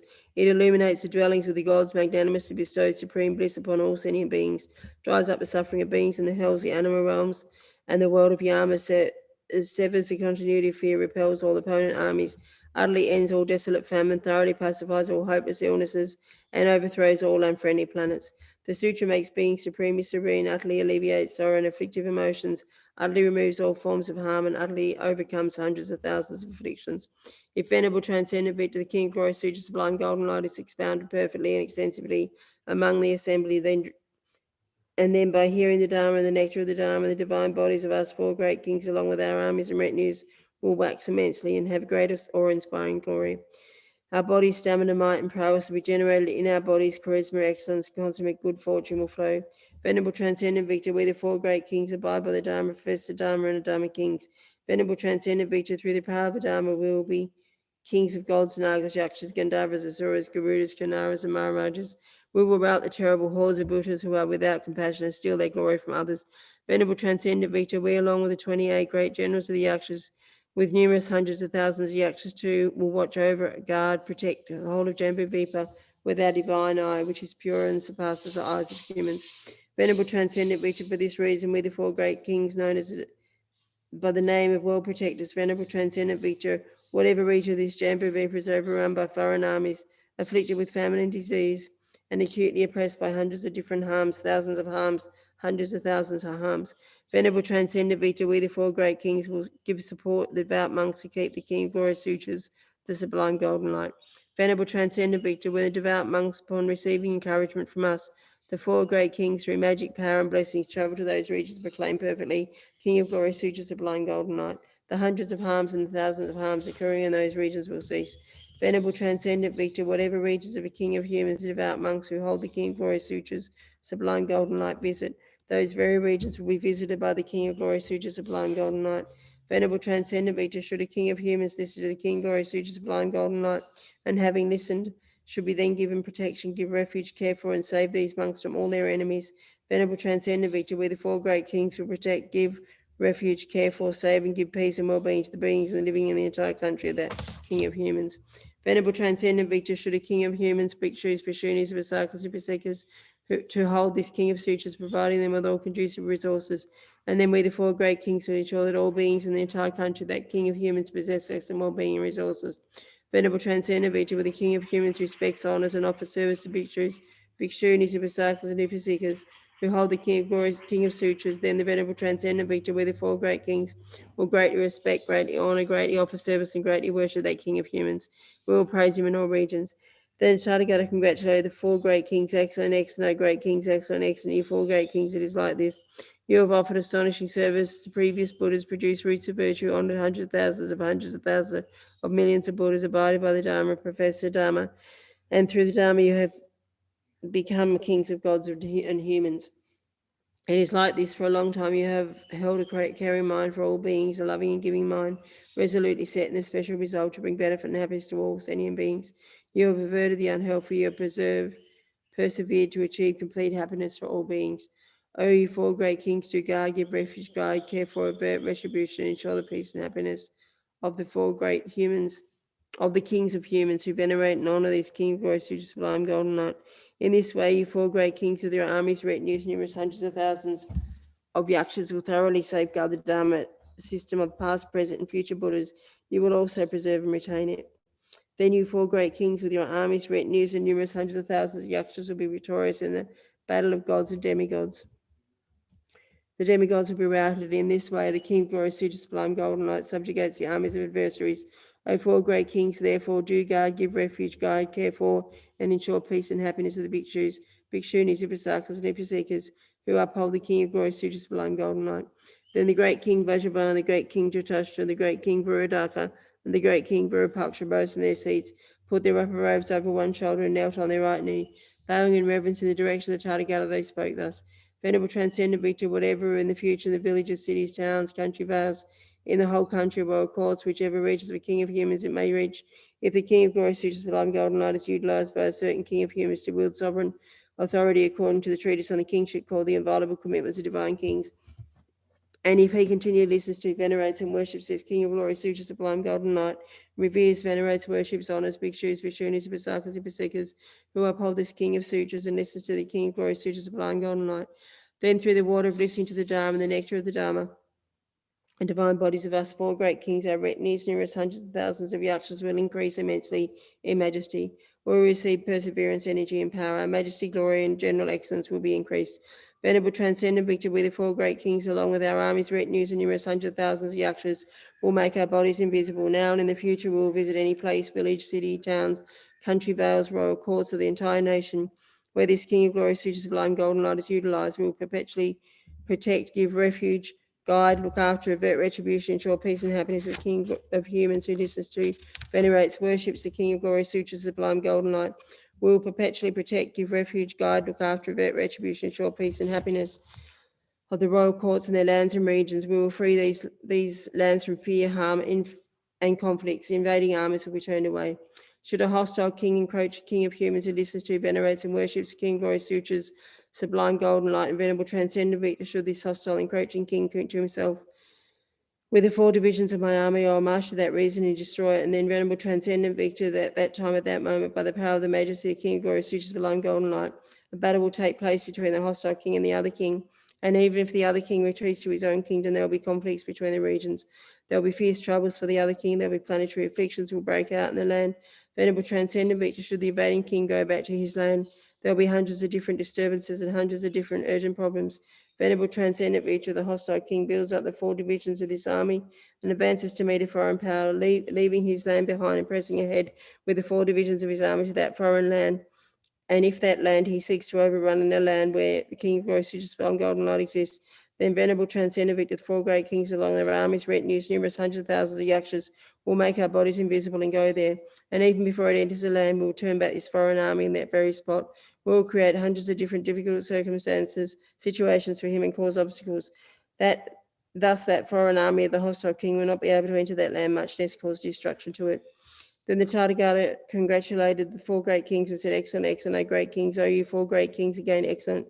You have performed perfectly for hundreds of thousands of millions of eons for the sake of this purely perfect enlightenment. Do protect, save, guide, look after, avert retribution, and ensure peace and happiness of a king of humans who listens to, venerates, and worships the King of Glory, Sutra, Sublime Golden Light. Likewise, do protect, save, guide, look after, avert retribution, peace, ensure peace and happiness of those royal courts, cities, lands, and regions.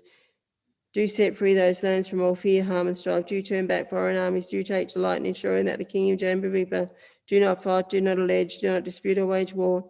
If in the 84,000 cities in this Jambuvipa, 84,000 kings remain immensely happy and contented in their own lands, remain immensely happy with power over their kingdoms, do not intimidate each other with stockpiles of wealth, do not generate violence against each other, are contented with the lordship of a king over kingdoms achieved according to the karma they have gathered, do not threaten one another and do not advance to destroy land, but instead, if the 84,000 kings and the 84,000 cities in Jambuvipa have loving thoughts for each other, mutual loving and caring thoughts, and do not fight, allege, dispute, or wage war, and remain very happy in their own lands, then as a result of this, you four great kings with your armies and retinues will flourish. That region will have years of good harvest, will be relaxed and happy, and the land will be full of people and men. The land will become lush.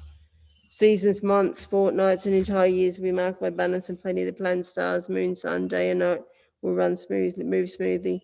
Rain will continue to fall at the same time, and all beings in the whole of Jambuvipa will be rich with wealth and grain. They will be wealthy, they will not be miserly, instead they will be generous. They will follow the path of 10 virtuous deeds, and most of them will be born into worlds of higher states of existence. Divine lands of gods will be full of gods and their divine children. O great king, suppose a certain being becomes a king of humans, and if he then listens to, venerates, and worships the King, glorious Sutras, blind golden light, and also if he respects, reveres, venerates, and worships bhikshus, bhikshunis, upasakas, and upasikas who uphold this King, glorious Sutras, blind golden light, and if out of sympathy for you, the four great kings, along with your armies, Retinues and many thousands of yakshas continue to listen to the King of Sutras, the blind golden light. And then with the nectar of the waterfall of Dharma teaching will satisfy your bodies, the great majesty of your divine bodies will increase. He will induce perseverance, energy, and power, and this will increase your majesty, glory, and excellence. This King of humans will make inconceivably great, vast offerings to me, Tathagata, the Arhat, perfect, complete, enlightened Buddha Shakyamuni. With all his inconceivably great and vast material resources, the King of humans will make offerings to hundreds of thousands of millions of past, future, and present Tathagatas too. Therefore, great protection will be accorded to that King of humans. Therefore, that King of humans will be fully protected, saved, looked after, and guided. His retribution will be averted, and his peace and happiness ensured. His sublime queen, royal children, retinues of the queen, and all retinues of the royal court be fully protected, saved, looked after, and guided. Their retribution will be averted, and their peace and happiness ensured. Likewise, all the deities dwelling in the palace will be endowed with heightened majesty, power, inconceivable peace, and bliss. They'll experience manifold joys. The cities and lands, too, will be fully protected and looked after, will be without harm and without enemies, and they will not be trodden over, harmed, or attacked by a rival army. And when he has spoken thus, the great King Vajravana, the great King Jatashta, the great King Virudak, and the great King Virupaksha addressed the Tathagata on this way. Venerable Transcendent Victor, should a certain King of humans listen to the King of Glory, Suture, sublime golden light, seek great protection for himself and his sublime queen, as well as the princesses, and retinues of the queen, should he seek the great and conceivably supremely superior peerless peace and well-being for the retinues in the palace, should he seek to increase in that life the great inconceivable power of his foreign kingship, to become endowed with inconceivable greatness, to hold incalculable stock of merit, protect the entire land, guard it, ensure us without harm, without enemy, and not overrun by the rival army, without infectious disease, without trouble, then Venerable Transcendent Victor, that King of humans with undistracted mind, filled with respect and veneration, should honor and listen to the King of Glory, Suture, sublime golden light. In order to listen to this King of Glory, Suture, sublime golden light, that King of humans will go to the exalted palace. Having arrived there, he will sprinkle the palace with water of various perfume and strew it with various flowers. And when that palace has been sprinkled with the water of various perfume and strewn with various flowers, he will set up a high Dharma throne well adorned with various ornaments, placed to be well embellished with the various umbrellas, victory banners, and flags. This King of humans will wash his body, put on well perfumed clothes, wear new attire, and adorn himself with various ornaments. He will lay a much lower seat for himself, and once seated on that seat, he will cease to be haughty with the pride of a king. In that place, he will not experience a craving for the domain of his kingdom. With a mind that is free from pride, arrogance, and haughtiness, he will listen to the King of Glory, Suture, sublime golden light. He will generate awareness to seize a monk who expounds the Dharma as a teacher. In that time, at that moment, the King of humans will look with affection and kindness upon the sublime queen, princesses, and retinues of the queen. He will speak kind words to his sublime queen, princes and princesses. He will also speak kind words to the retinues of the queen. To celebrate hearing the Dharma, a myriad of offerings will be assembled. He will satiate himself with previously unfelt inconceivable joy. He will be blissful through inconceivable joy and peace. His senses will be blissful. He will resolve to achieve the higher purpose. With great joy, he will gladden himself, feeling very joyous. He will receive expound of the Dharma. I'm just going to turn the light on, and I'm going to make sure the door's shut. Many flies. I will be back in one moment.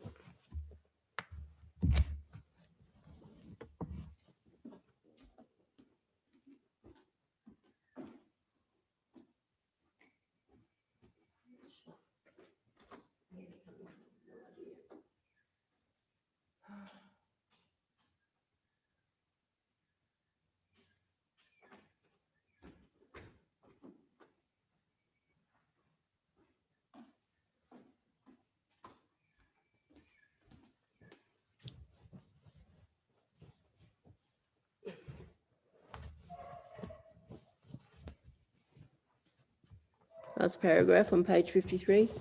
And when they said this to him, the Tathagata said this to the four great kings. O great kings, at that time, at that moment, the King of humans will clothe himself wholly in white, light-coloured, new, beautiful clothing. He will adorn himself exquisite with various ornaments, and he will hold white umbrellas as well. With great royal might and pageantry, taking various auspicious items, he will leave the palace in order to receive the expounding of the Dharma. Why? Because as many hundreds of thousands and millions of eons as the number of steps he takes there, he will shun psychic existence.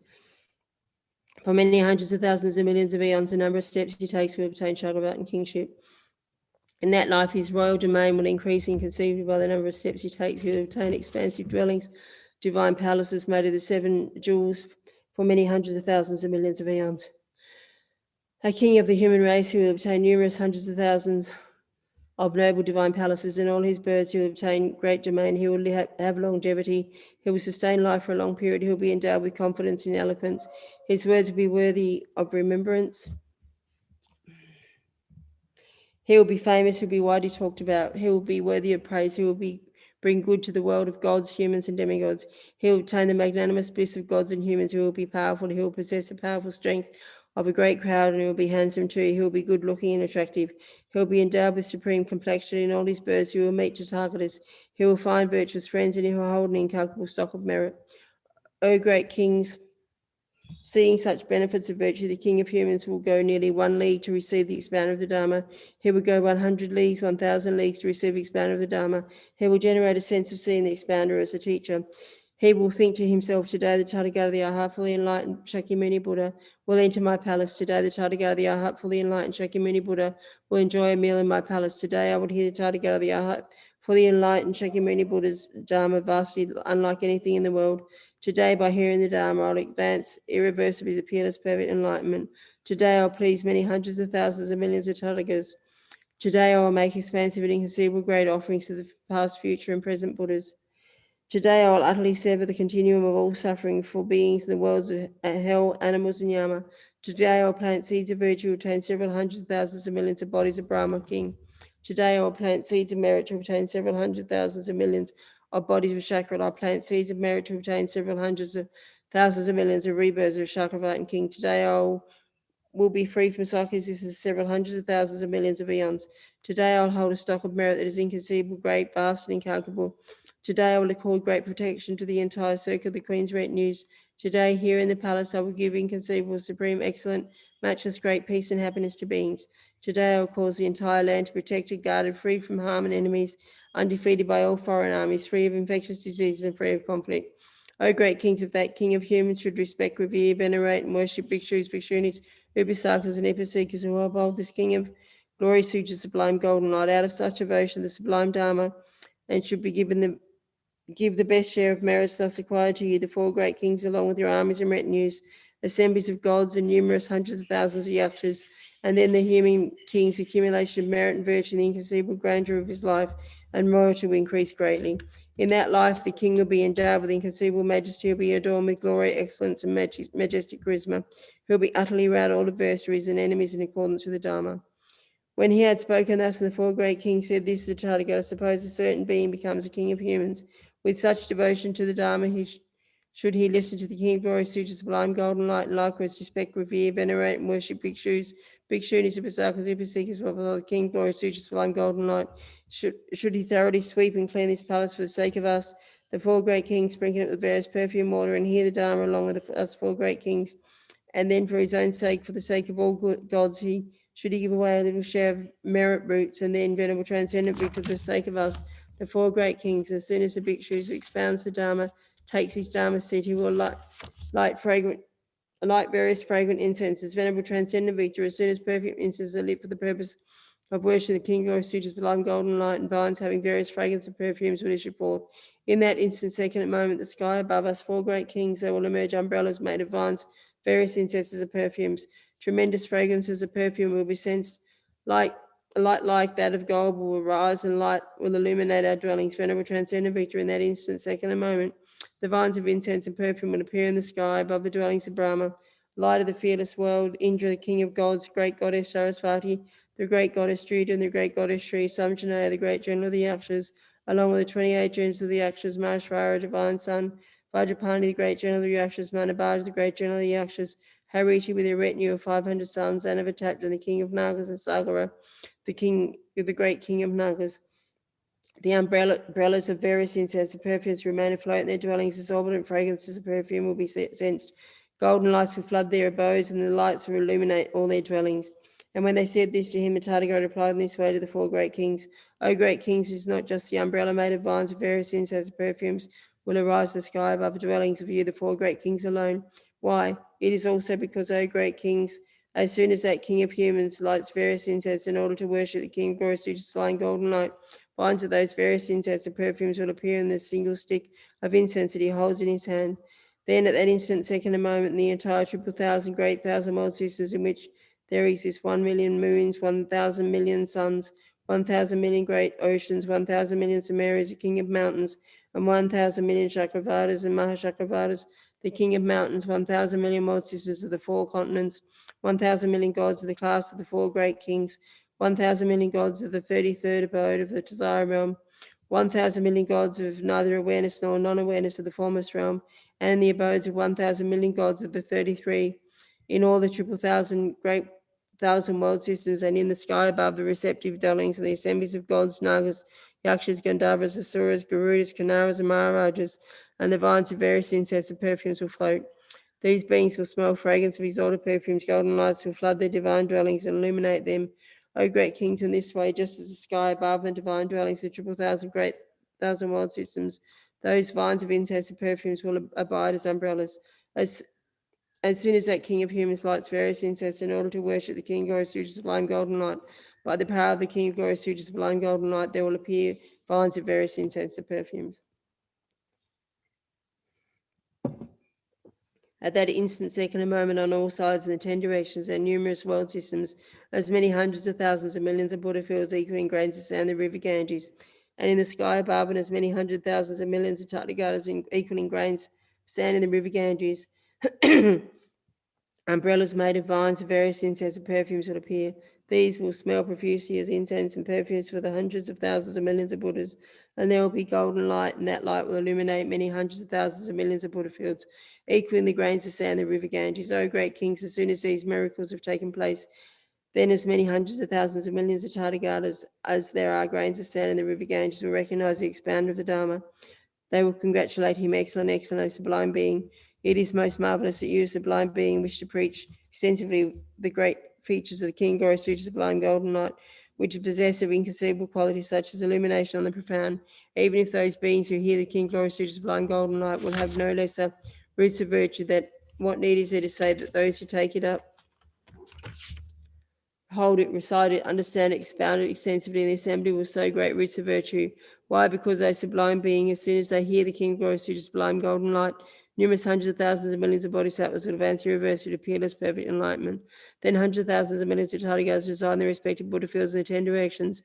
In hundreds of thousands of millions of Buddha fields, numerous of grains of sand in the Ganges, with one word, one voice, one sound proclaimed to the preaching bhikshu seated on the Dharma seat. O sublime being, in the future will advance to the final state of enlightenment. O sublime being, having gone to supremely sublime essence of enlightenment, and sitting at the foot of the King of Trees, you will display transcendence over all the triple realms. You will display numerous hundreds of thousands of millions of austere deeds, awe-inspiring the triple worlds, surpassing those of all beings. O sublime being, you will thoroughly glorify the essence of enlightenment. Sublime being, you will thoroughly save the triple thousand world systems. O sublime being, sitting at the foot of the King of Trees, you will triumph over the inconceivable army of Maras, which display the most terrifying repulsive forms and various hideous appearances. O sublime being, having gone to the supremely sublime essence of enlightenment, you will attain the complete state of enlightenment, which is fearless, perfect, and consummate, incomparably, utterly serene, without just and profound. O sublime being, seated upon the immutable Vajra seat, we turn the wheel of Dharma, which is praised by all holders of the Dharma wheels to be 12-fold, supremely profound. O sublime being, you will beat the supreme drum of the Dharma. O sublime being, you will sound the supreme conch of the Dharma. O sublime being, you will hoist the great banner of Dharma high. O sublime being, you will light the supreme torch of the Dharma. O sublime being, you will reign the supreme reign of Dharma. O sublime being, you will be victorious over numerous thousands of afflictions. O sublime being, you are free numerous hundreds of thousands of millions of sentient beings from a terrifying ocean of fear. O sublime being, you are free hundreds of thousands of millions of sentient beings from the wheel of psychic existence. O sublime being, you will please hundreds of thousands of millions of Buddhas. As he spoke thus, the four great kings replied to Tathagata, Venerable, transcendent victor, upon seeing that the King of humans who perceives King Glory Sutra, sublime golden light, has such qualities as these in present and future lives, that it will generate roots of virtue under hundreds of thousands of Buddhas and thoroughly holding calculable roots, stocks of merit. And then out of compassion will Venerable transcendent victor with the four great kings along with our armies and retinues and numerous hundreds of thousands of yakshas while in our respective dwellings, as soon as we have been encouraged by the umbrellas made of vines of incenses and perfumes, will render our bodies invisible and go to the palace of that King of humans and listen to the Dharma. The palace built by the King of humans, which is well swept and clean, sprinkled with water and various perfumes, and exquisitely adorned with various ornaments. Brahma, Lord of the fearless world, Indra, the king of gods, the great goddess Saraswati, the great goddess Drita, the great goddess Shri, Samjana, the great general of the Yakshas, along with the 28 generals of the Yakshas, Maheshwara, the divine son, Vajrapani, the great general of the Yakshas, Manabhaja, the great general of the Yakshas, Hariti, the retinue of 500 sons, Anavatap, the king of Nagas, Sagar, and the great king of Nagas. Numerous hundreds of thousands and millions of gods and goddesses will all make their bodies invisible and approach the palace of the king of humans, which is well adorned, and whereon the flower-strewn ground is set up for the expanded the Dharma high seat will decorate with various adornments. Venerable Transcendent Victor, we the four great kings along our armies, retinues, including numerous hundreds of thousands of yakshas, will be agreeable to the king as soon as we have been satiated with the nectar juice of the Dharma, the king of the humans, who assists in virtue, causes beings to receive virtue, bestows the supreme generosity, the pietist Dharma will fully protect the human being, will save, guide, care for, and ensure peace and happiness for him. We will also protect palace cities and regions. We will save, guard, look after, ensure peace and happiness, and avert retribution for beings in these places. We will ensure that the region is free of threats, harm, contagious diseases, and conflict.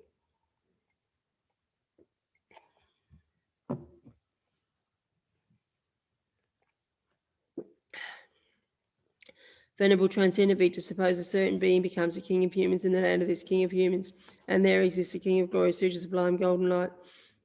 Venerable Transcendent Victor, if that king of humans does not respect, revere, venerate, and worship bhikshus, bhikshunis, upasakas, and upasekas who uphold the king of glory, Suture, sublime, golden light, then he will not satisfy us four kings or numerous hundreds of thousands and millions of yakshas with the hearing of the Dharma and the nectar juice of the Dharma.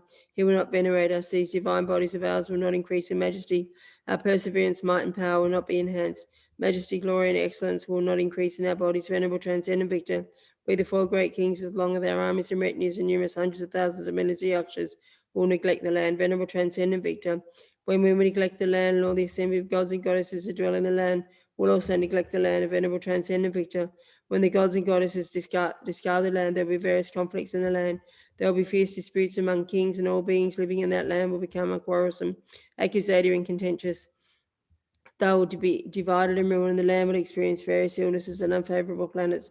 Comets will fall from various directions, and planets and stars will become hostile with one another.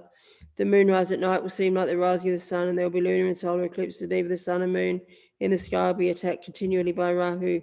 From time to time, the halos, the colors of rainbows will appear in the sky.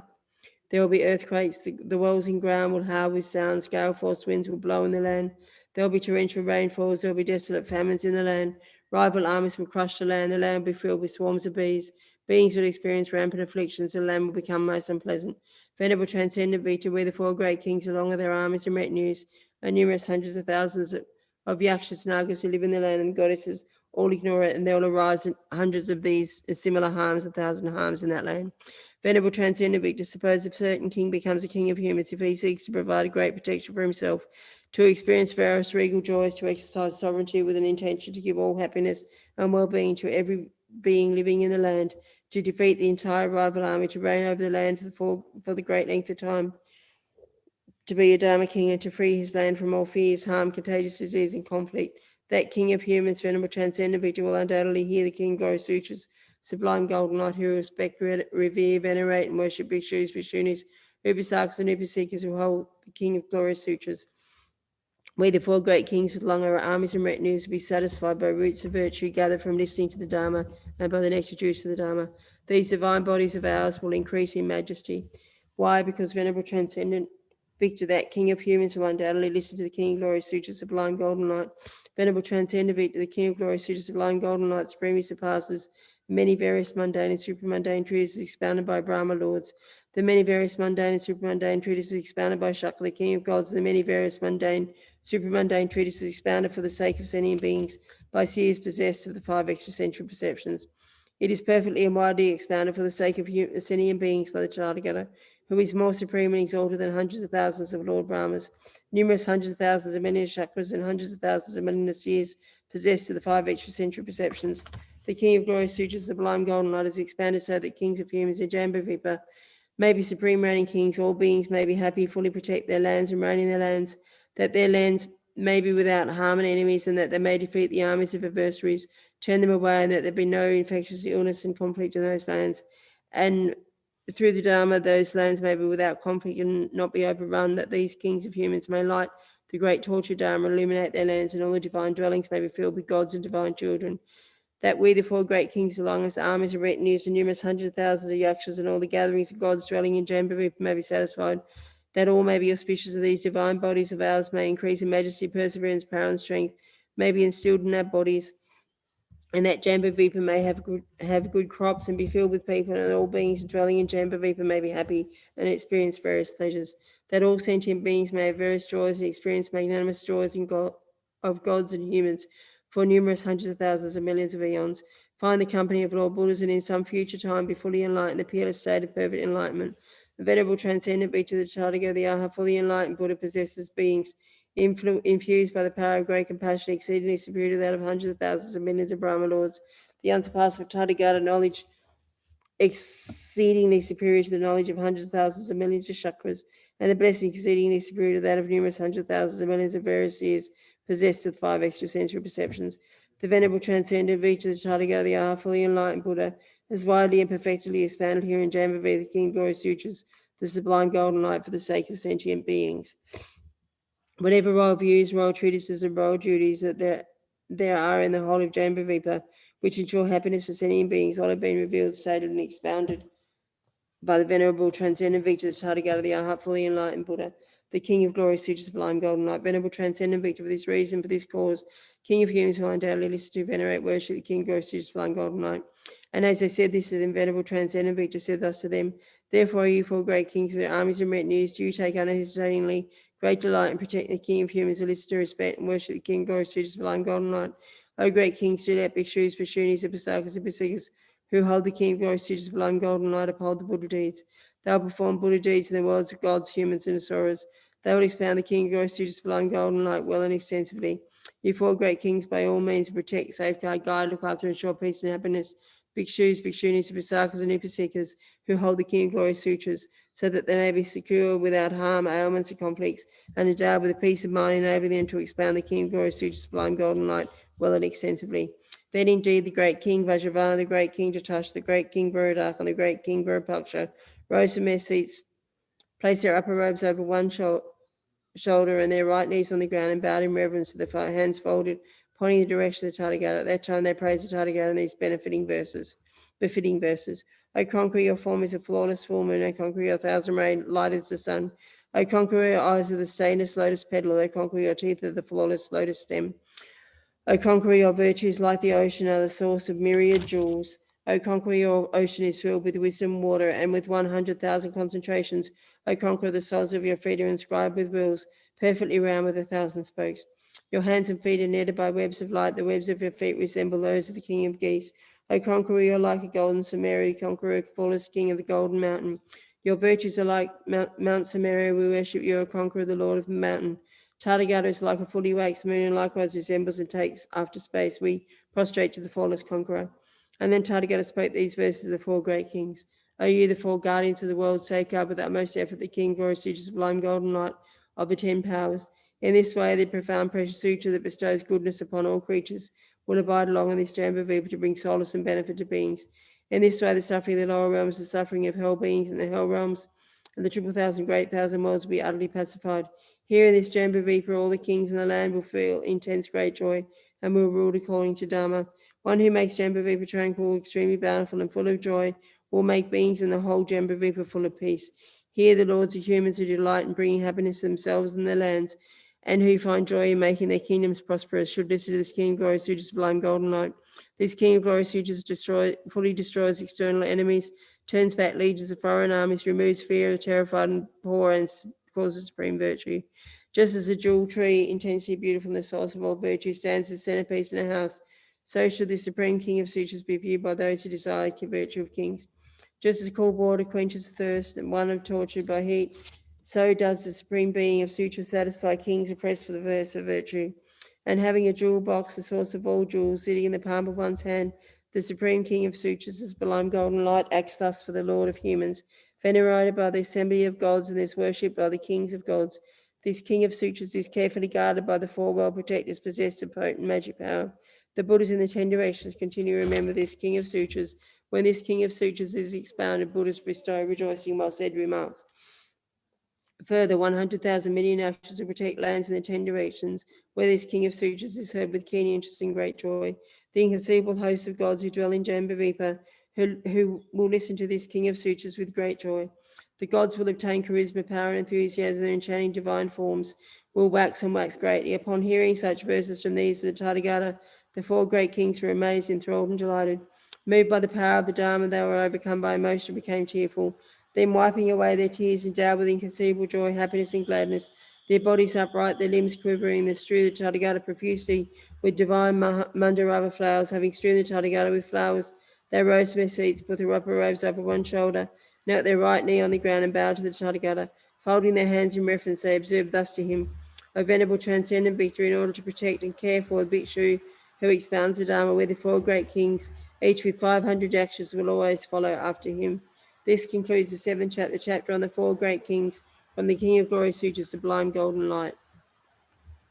Okay, so we're going to have a short break. I'm just going to go and have a cup of tea, and I'll be back.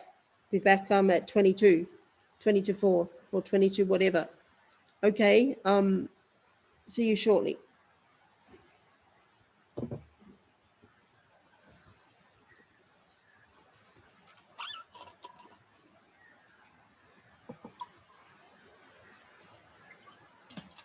I'll see you in 15, if you're still here. 15 minutes. Oh, it's raining. Oh, I thought you were reciting. I gotta go. It's gonna have to wait 15 minutes.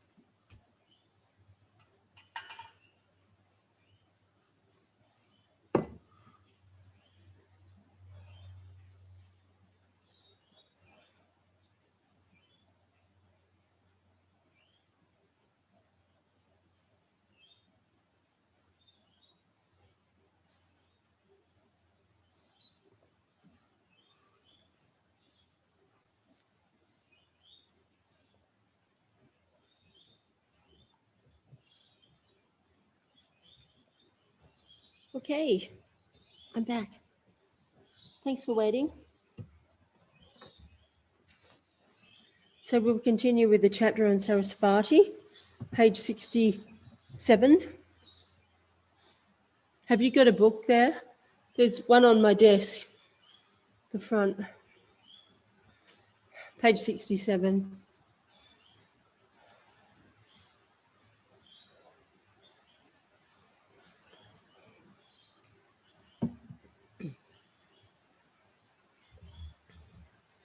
Then the great goddess Sarasvati put her upper robe over one shoulder and knelt on her right knee. Bowing in great reverence with her hands folded to the Tathagata, spoke thus: O venerable transcendent victor, I, the goddess Sarasvati, will also bestow eloquence in order to adorn the speech of the bhikshu who expounds the Dharma. I will grant him Dharani. I will always invest in the power of the authoritative speech. To the bhikshu who expounds the Dharma, I will give great illumination of knowledge. If he loses or forgets a word or a letter of the King of the Glory Sutra, sublime golden light, I will supply the bhikshu who expounds the Dharma with all definite sounds, letters, and words. I will grant him Dharani to prevent him being lost, so that the King of Glory Sutra, sublime golden light, may be last long without disappearing from Jambudvipa. For the sake of sentient beings who plant roots of virtue before hundreds of thousands of Buddhas, the transcendent Lord, so that these numerous sentient beings may develop inconceivably sharp wisdom upon hearing the King of Glory Sutra, sublime golden light, may receive an inconceivable wealth of wisdom, possess excellent energy in their present life, and enjoy an increase in life force. Come to hold inconceivable masses of merit, seek various creative methods, be learned in all treatises, and hold excellent expertise in the various arts and crafts. I will explain the art of bathing, blessed with mantra and aromatic medicine, for the welfare of the bhikshu who expounds the Dharma, and for beings who listen to the Dharma, that will pacify all afflictions caused by planets, shooting stars, birth and death, and this will bring an end to complex quarrels, wars, disorders, nightmares, afflictions from Vinyaka and sorcerers and zombies. Aromatic medicines of mantras with which the wise bathe are Vaksha, Gorachana, Sprika, Shirisha, Shamyaka, Shami, Andradvasta, Mahabhaga, Jamaka, Agaru, Svach, Shvirishtaka, Resin of Saja, Shalaki, Gugulu, Tagara, Patra, Shalaya, Chandana, Mahashila, Sarachana, Kushta, Kunukuma, Musta, Shashapa, Nalada, Chavya, Shukmela, Ezvira, and Nagakasara. Watching for the star to arrive, make these into equal portions, then consecrate the powder with this mantra 100 times. Tayata, Sukrikrita, Kamala, Anakarati, Hamkarati, Indrajali, Shada, Resha, Pridya, Ava, Shakete, Na, Kutrikuka, Kapila, Kapilamati, Shalamti, Samda, Duda, Mabati, Shiri, Satyashite, Swaha. Draw a magic circle with cow dung and scatter loose flowers there. In a gold vessel and silver vessel, place the honey. Place there 4 men wearing armor and standing at guard. Place there 4 maids, fully adorned and bearing vases, and always in dance with bdellium. Play the 5 symbol music. Thoroughly adorn the goddess with umbrella, victory banners, and flags. At intervals, place mirrors, arrows, and spears, then draw a boundary line and embark on what is to be done. Reciting the following mantra, start the boundary delineation. Sayadya Tidana Arake Nayane Hile Mile Gile Kile Soha. Bathing behind the image of the Tathagata, recite this mantra to ensure peace during the bathing time. Tayata Sagati Bigata Bate Soha. Protect life, O you moving stars, dwelling in all 4 directions. May the afflictions from the stars at birth, fear due to actions done, and the terrible fear from disturbance of the elements be removed. Tayata Shame Bishame Soha Sagate Bigate Soha Sikanata Soha Sagarama Bhutaya Soha Skandamatraya Soha Nilakantaya Soha Aparajita Yaya Soha Himabhataya Bhutaya Soha Animala Bhakatraya Soha Nama Bhagati Brahme Namasava Savaya Vedaya Siddhama Yata Panaprada Jambrahma Anumaya Atat Soha. For the sake of the bhikshu who expounds the Dharma, those who listen, and those who write it down, I myself will go to the bathing site. Together with all hosts of gods, I will completely eliminate disease from temples, villages, cities, and towns. I will completely pacify the afflictions caused by the planets, strife, quarrels, stars, birth, nightmares, afflictions of Vinyaka, detractors, and all sorcerers and zombies, so that the life force of bhikshus, bhikshunis, upasakas, and upasikas who hold this king of sutras is assisted, and they receive release from samsara, advance irreversibly to the perfect and peerless state of complete enlightenment, and be swiftly enlightened in the perfect and peerless state of the Buddhas. Then the Tathagata praised the goddess Sarasvati in this way: Excellent, excellent, great goddess Sarasvati, you have come to the world to create great benefit for many beings who bestow well-being upon them. The words you spoke, charged with spells and medicaments, were well spoken indeed. Then the goddess Sarasvati bowed at the feet of Tathagata and sat on one side. Then, attracting the attention of the great goddess Sarasvati, the Brahman teacher expounded Kundiniya. A great ascetic, a great goddess Sarasvati is worthy of worship, a great minor virtue. You bestow supreme boons in all worlds, supremely beautiful. You stand on one foot, are a clothing garment made of grass, and the gods gathered here ask you thus: Let loose your tongue, speak fine words of virtue to beings. Saya Daya Tadane, Mure, Sire, Abaje, Abajabati, Pingule, Pingabati, Mangushe, Marisi, Samati, Dajamati, Agrimgri, Tara Chitara, Chichiri, Siri, Miri, Marisi, Pranaya, Lokeshre Rethre, Lokeshre Rethre, Lokapriya, Siddha Prite, Bimala Mukhi, Suchi Karai, Aprate Hate, Apara Ata, Buddha Namuchi Namuchi, Ma Devi Pratigiriha, Namak Skaram. May my intellect be unimpeded, may versified treatises and tantrums, tripicatas and poetic works become the boon of my magical knowledge incantations. Tayata Mahaprabha Hile Hile Mili Mili. Through the magical power of the great goddess Saraswati, may I be victorious.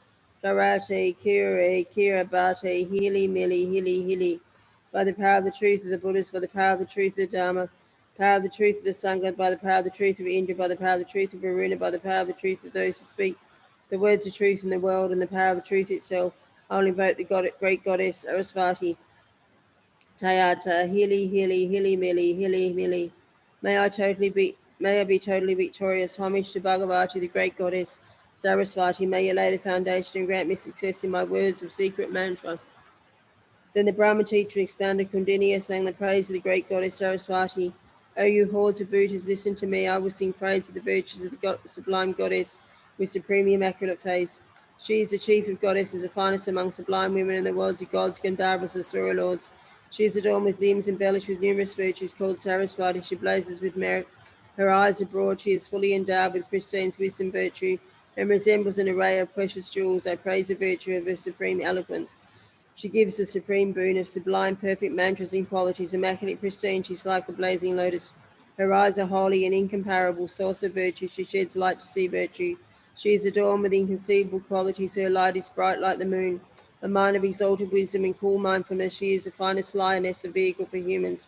She is adorned with 8 arms and appears like the fully waxed moon, possessed of profound wisdom. She has a beautiful voice and enchanting song. An excellent being, she helps accomplish the highest goals, honored by lords of gods and asuras. She is celebrated among divine deva abodes in the realm of Bhutas and continually worshipped. Swaha. I bow down to this goddess. May she grant me an exalted heap of virtue. May she grant success in every venture, and in the midst of my enemies always protect me. If one arises in the morning and clearly speaks these words in full, every syllable complete, all wishes will be granted. One will find wealth and gain, obtain immense virtue and every success. This ends the 8th chapter, the chapter on Sarasvati, from the King of Glory Sutras, the Sublime Golden Light. Chapter 9, the chapter on Shri. Then the great goddess Shri said this to the Tathagata: Venerable transcendent victor, I, the great goddess Shri, will also give delight and well-being to that bhikshu who expounds the Dharma. I will offer garments, food, bedding, medicine to treat illness, and many excellent articles to ensure that the bhikshu who expounds the Dharma has excellent resources, attains freedom from poverty, is sound in mind, and has peace mind day and night, retains various words and syllables of the King of Glory Sutra, sublime golden light. Examine them, expresses them lucidly, so that sentient beings may plant roots of virtue under hundreds of thousands of Buddhas, that the King of Glory Sutra, sublime golden light, may long exist in Jambavīpa and may not quickly disappear, that beings may hear the King of Glory Sutra, sublime golden light, and experience divine and human pleasures for hundreds of thousands and millions of eons, that famine may not occur, and there may be bountiful crops, and beings may have everything that promotes happiness. Be with the Tathagatas in the future, awaken to supreme and perfect enlightenment, and the suffering of beings in the hells, animal world, and the world of Yama may be utterly emptied. At one time, there was a fully enlightened Tathagata Arhat called Ratnakuma Saguna Sagari Veduriya Kanaka Giri Suvana Kana Chana Prabhashri, under whom the great goddess Sri planted roots of virtue. Now she ponders over different directions, watches over different directions, goes to different directions. She brings well-being to numerous hundreds of thousands and millions of beings, providing them with food, drink, wealth, grain, shells, gold, jewels, pearls, lapis, conches, crystal, coral, silver, and pure unwrought gold. These beings will not suffer any shortage of other items either. They will receive everything they need and use. Through the power of the goddess Sri, they will pay homage to that Tathagata. They will offer flowers, incense, and perfume. If the name of the great goddess Sri is said 3 times, if flowers, incense, and perfume are offered to that Tathagata, if food of various tastes of flowers are offered to, the mass of grain will greatly increase. Thus here it is observed. The earth's nutrient will grow in the earth, the gods will always rejoice. The devas of fruit crops, shrubs, and bushes will make every crop flourish in all conditions. The great goddess Sri remembers those beings who recite the name of the King, glorious Sutra, sublime golden light. Thus they will be accorded great virtue, great glory. The great goddess Sri resides in the palace Adikavati in the glorious park Punya Kusuma Prabha in the sublime abode called Suvarna Vaja, made of 7 jewels. Whoever wishes to increase the mass of grain should thoroughly clean his house, bathe well and well perfumed, don clean white garments, paying homage to Ratnakusa, Magana, Sagari, Vedureya, Kanakagiri, Suvarna, Kana, Chana, Prabhasri, the Tathagata, the Arhat, fully enlightened one. They should say his name 3 times with assistance from the great goddess Sri. They should worship the Tathagata by offering flowers, perfume, and incense, as well as foods of various tastes and flavors. They should recite the name of the King, glorious Sutra, sublime golden light 3 times. They should say the word of truth. Likewise, if the great goddess Sri is venerated, flowers are offered as well as perfumes and food, various tastes and the flavors, and then through the power of the King of Glorious Sutras, the sublime golden light, the great goddess Sri will watch over that house. The massive grain in that house will increase, and those who wish to invoke the great goddess Sri should remember the following mantras. Homage to all past, present, and future Buddhas. Homage to all Buddhas and Bodhisattvas. Homage to Bodhisattvas such as Maitreya. Paying homage to them, I will employ the following mantras. Through these mantras may I receive success. Sayadaya Tadana Prati Punavare Samanta Darshane Mahabhagate Samanta Bedanagate Maha Karam Pratyabane Satvataya Samantu Prapure Ayana Damata Mahabhogini Mahamature Prasahanihi Hitayashi Samgrite Tesa Mayatana Upalani. When conferring the initiation from the crown, these are unfailing words that perfectly grant realization of emptiness in one mantric word of suchness. Beings who are placed in the middle with roots of virtue free from unspeakable negativity should recite and hold this mantra for 7 years and observe the 8 precept ordination. Then, so that they and all sentient beings may complete the wisdom of the omniscient, they should offer flowers and incense to the Buddhas, and in the morning and afternoon say, "May my wishes be swiftly fulfilled." Whether in a monastery or forest retreat, they should clean that dwelling, draw a circle of cow dung, offer incense and perfume, and provide clean seats. Scattering loose flowers on the ground, they should be seated. Then in that very moment, the great goddess Sri will appear and remain in that place. She will ensure there is never a poverty in that house, village, city, town, monastery, or forest retreat. Place will be replete with all equipment, gold, jewels, wealth, and grain. Beings will be made comfortable with everything that provides comfort. Whatever roots of virtue they gather, the major share should be offered to the great goddess Sri. Then as long as they live, she will remain in that place and all their wishes will be fulfilled. This ends the 9th chapter on Sri, the great goddess, from the King of Glory Sutras, the sublime golden light. Chapter 10, the chapter on the earth goddess Sutra.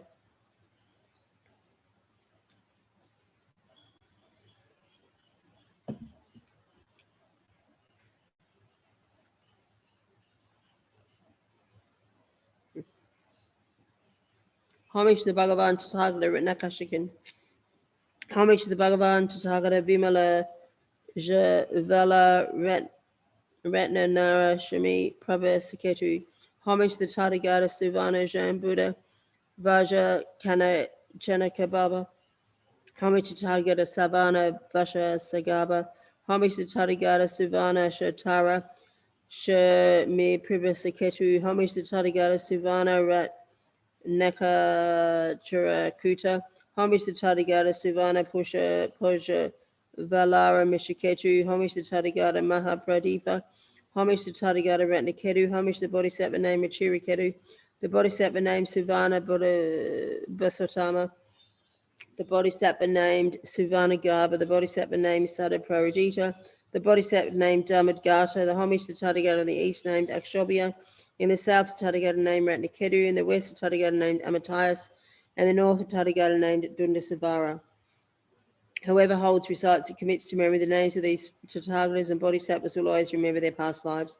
Then the earth goddess Drita said this to Tathagata, Venerable, transcendent victor now and in the future, in the villages, cities, towns, valleys, forest retreats, valleys, and medicinal shrubs or palaces, wherever the king, glorious, sutures, sublime, golden light remains in a venerable, transcendent victor, I, Drita, the earth goddess, will go to those places where there's villages, cities, towns, valleys, forest retreats, valleys of medicinal shrubs or palaces, a venerable, transcendent victor, wherever the king of glory, sutures, sublime, golden light is expounded well and at great length, wherever the throne for the expanding victory is set up, and wherever the expanding victory takes a seat and perfectly teaches the king, glory, sutures, sublime, golden light, a venerable, transcendent victor, I, Drita, the earth goddess, will go to those very places.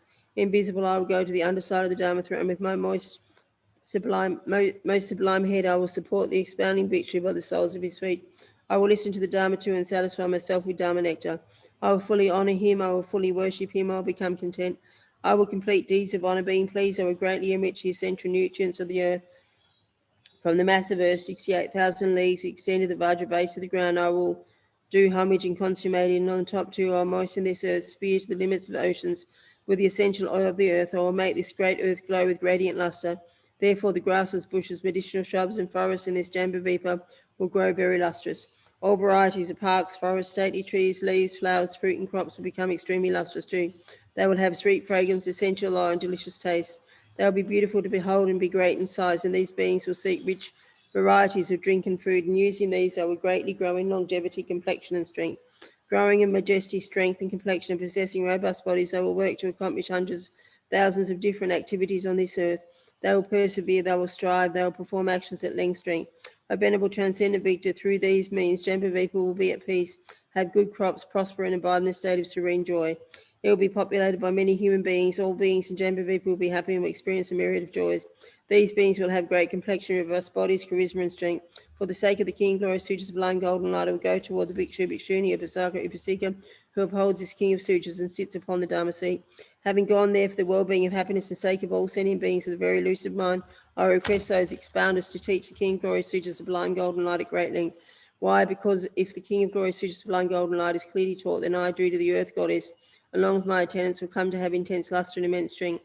Teaching will generate in our bodies great strength, joyous resilience, and might. Our bodies will gain excellence, charisma, and glory.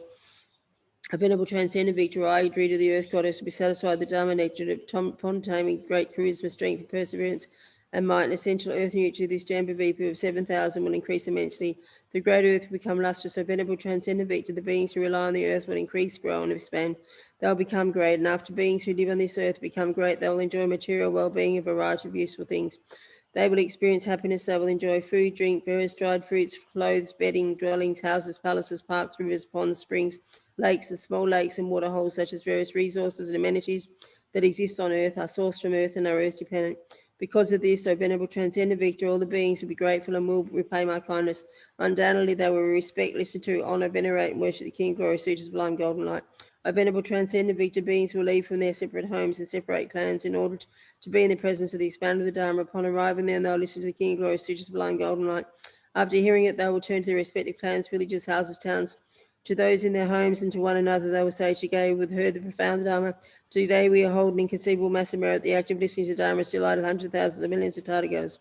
By listening to the Dharma today, the beings in their hells will be completely free. Beings in the world of Yama, animals and hunger ghosts will be completely free too. By listening to Dharma today, in the future, for many hundreds of thousands of rebirths, will be reborn as gods and humans. And if those who abide in separate homes were to show other beings even just one example of the King of Glory, Suture, sublime, golden light, or were to make other beings hear just one chapter of the King, glory, Suture, sublime, golden light, one account of past events, the name of just one bodhisattva, the name of one Tathagata, one stanza of 4 lines in one word, and just the name of the King, glory, Suture, sublime, golden light, or a venerable transcendent victory of the different beings in various places were to say the sutras, various lines of reasoning to another being, or make them hear or narrate or an account of, then venerable transcendent victor, all those places become extremely lustrous. The various earth nutrients resources will grow profusely in those places of the sacred beings and will increase and greatly expand. All beings will in turn will be in a state of well-being, and they will have great wealth and resources, will be inclined to generosity, and the three jewels will have great faith. After being addressed in this way, the Tathagata said this to the earth goddess Drita: O Drita, the earth goddess, if any being hears even one word from a king, glorious Suture's blind golden light, then after dying from this world, they'll be born among the gods in the heaven of the 33. O earth goddess, in order to venerate the king of glory, Suture's blind golden light, if any being adorns the places by raising even a single umbrella, a single flag, or a single piece of cloth, those adorned places, O earth goddess, will become a divine palaces made of 7 jewels, adorned with every ornament, and amid the 7 classes of gods dwelling in the desire realm. And then those beings migrate from this world of humans, they will be reborn in divine palaces made of 7 jewels. O earth goddess, those beings will be born 7 times in each of the divine palaces made of 7 jewels. They will experience inconceivable divine bliss. After he spoke thus, the earth goddess Drita addressed the Tathagata in this way: Therefore, Venerable Transcendent Victor, I, Drita, the earth goddess, will dwell in those earth regions which abide under the seat of the bhikshu who extends the Dharma throne, so that the King of Glory Suture's sublime golden light may last long in Jambavipa, for the benefit of beings who have planted roots of virtue under hundreds of thousands of Buddhas, and that it might not quickly disappear, that beings in turn may hear the glorious Dharma, King of Glory Sutras, the sublime golden light, and may in future time experience inconceivable well-being, gods and humans for numerous hundred thousands of millions of eons, be in the company of the Tathagatas, the future awakened supreme perfect enlightenment, and that the suffering of the whole beings, the animal world, and the world of Yama may be completely cut off. I will make my body invisible and lay in the supreme part of the body, my head, upon the souls of the bhikshu who expounds the Dharma. This ends the 10th chapter, chapter on the earth goddess, Drita, from the King of Glory, Sutra Sublime Golden Light.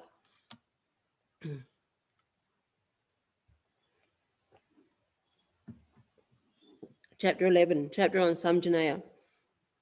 Then the great general of the Yakshas, called Samjanaya, along with 28 great generals of the Yakshas, rose from his seat, put his upper robe over one shoulder, and knelt on his right knee, bowing in reverence the direction of Tathagata. He addressed the Tathagata in this way: O Venerable Lord, now in the future time, in villages, cities, towns, valleys, forests, retreats, hilly, medicinal valleys, or palaces, whatever the King of Glory, Sutra Sublime Golden Light exists, O Venerable Lord, I, Samjanaya, the great general of the Yakshas, along with the 28 great generals of the Yakshas, will go to those villages, cities, towns, valleys, forests, retreat, hilly, medicinal valleys, or palaces, making our bodies invisible. We will protect the bhikshu who expounds the Dharma. We will give him protection, hold and nurture him, and avert his retribution, make him peaceful and well. We will completely protect men, women, boys, and girls who listen to the Dharma. We will completely protect those who listen to and remember a stanza of 4 lines, or even a single word from the King of Glory Sutra Sublime Golden Light. We will completely protect those who hear, remember the name of a single body sat the King of Glory Sutra Sublime Golden Light, the name of a single Tathagata, the name or the name of this King of Glory Sutra Sublime Golden Light, will give them protection, hold and nurture them, avert their retribution, make them peaceful and well. We will also completely protect those classes of people, household, villages, cities, towns, forests, retreats, and palaces. We will give them protection, hold and nurture them, avert their retribution, and make them peaceful and well. O Venerable Lord, for what reason has my name become Samjanaya, O great general of the Yakshas, the transcendent victor, has direct knowledge of reason? The Venerable Lord, I seek all Dharma, thoroughly seek all Dharma and understand all Dharma. O Venerable Lord, whatever Dharmas there are, wherever is the suchness of all Dharmas, and however they exist, whatever the myriad categories of all Dharmas, O Venerable Lord, all Dharmas are thus known to me. O Venerable Lord, inconceivable is the illumination of my knowledge with regard to all Dharma. Inconceivable is the clarity of my knowledge. Inconceivable is the extent of my knowledge. Inconceivable is the body of my knowledge. O Venerable Lord, inconceivable is the extent of all Dharma, the object of my knowledge. O Venerable Lord, because I fully seek, fully examine, fully and perfectly comprehend, fully investigate, and fully internalize all Dharma. For that reason, O Venerable Lord, I, the great general of the Yakshas, have become Samjanaya by name. O Venerable Lord, I will give eloquence to the expounding bhikshu in order to adorn his words, in order that the expounding bhikshu is not physically fatigued and the sense of his body are healthy, and that he may have immense delight. I will inject radiance into his hair pores. In him I shall generate energy, prowess, and perseverance.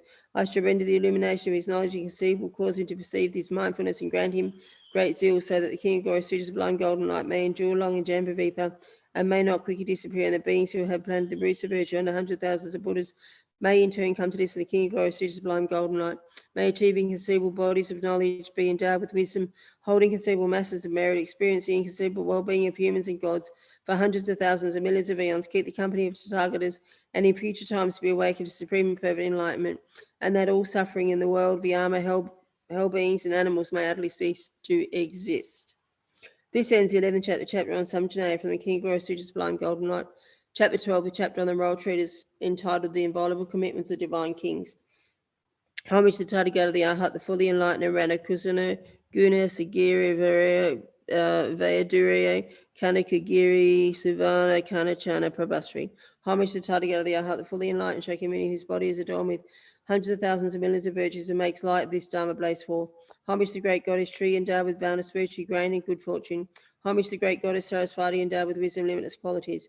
Then at that time, at that moment, the king Belendra said this to his son, King Retiraketu, whom he had enthroned and who had been not long in the royalty.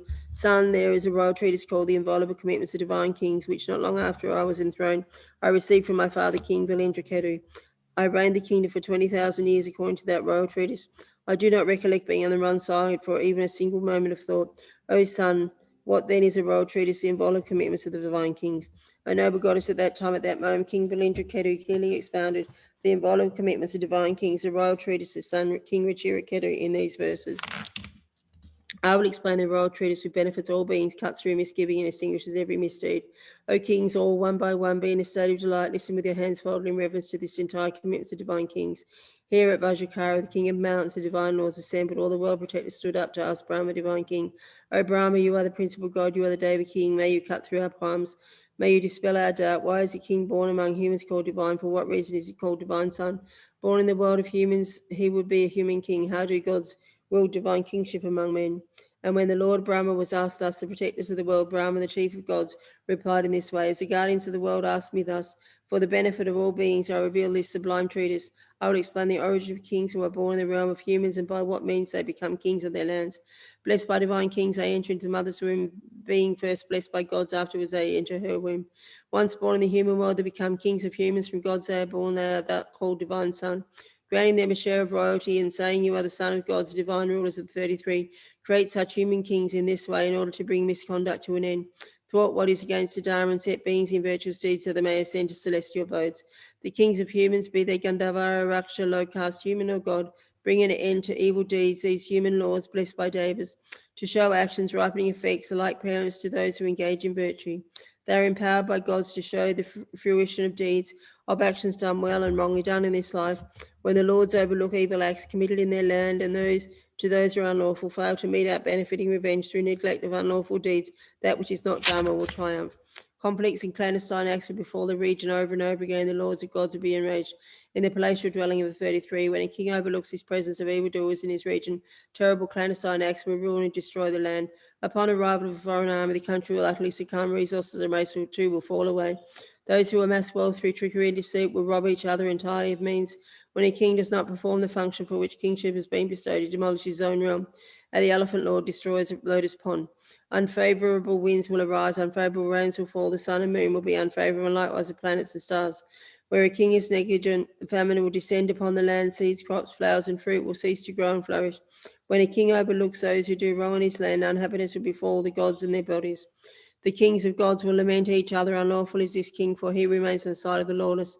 Before long, the king will incur the wrath of the gods, and the gods reveal their rage. His kingdom will wither away. Mayhem prevail in the land. By weapons too it will give way. Covert acts, strife, and disease of every variety will come to be. Overcome by rage, the lords of gods and gods too will ignore him. That land will lie in ruin, anguish the sole company of that king. He will lose his beloved sons, brothers, and even sons. From his beloved wife too he will part, his daughters will meet with death. Shooting stars will rain down, likewise mock suns will shower. Fear of foreign armies and famine will greatly occur. His valued minister, beloved elephant, and cherished camels will die too.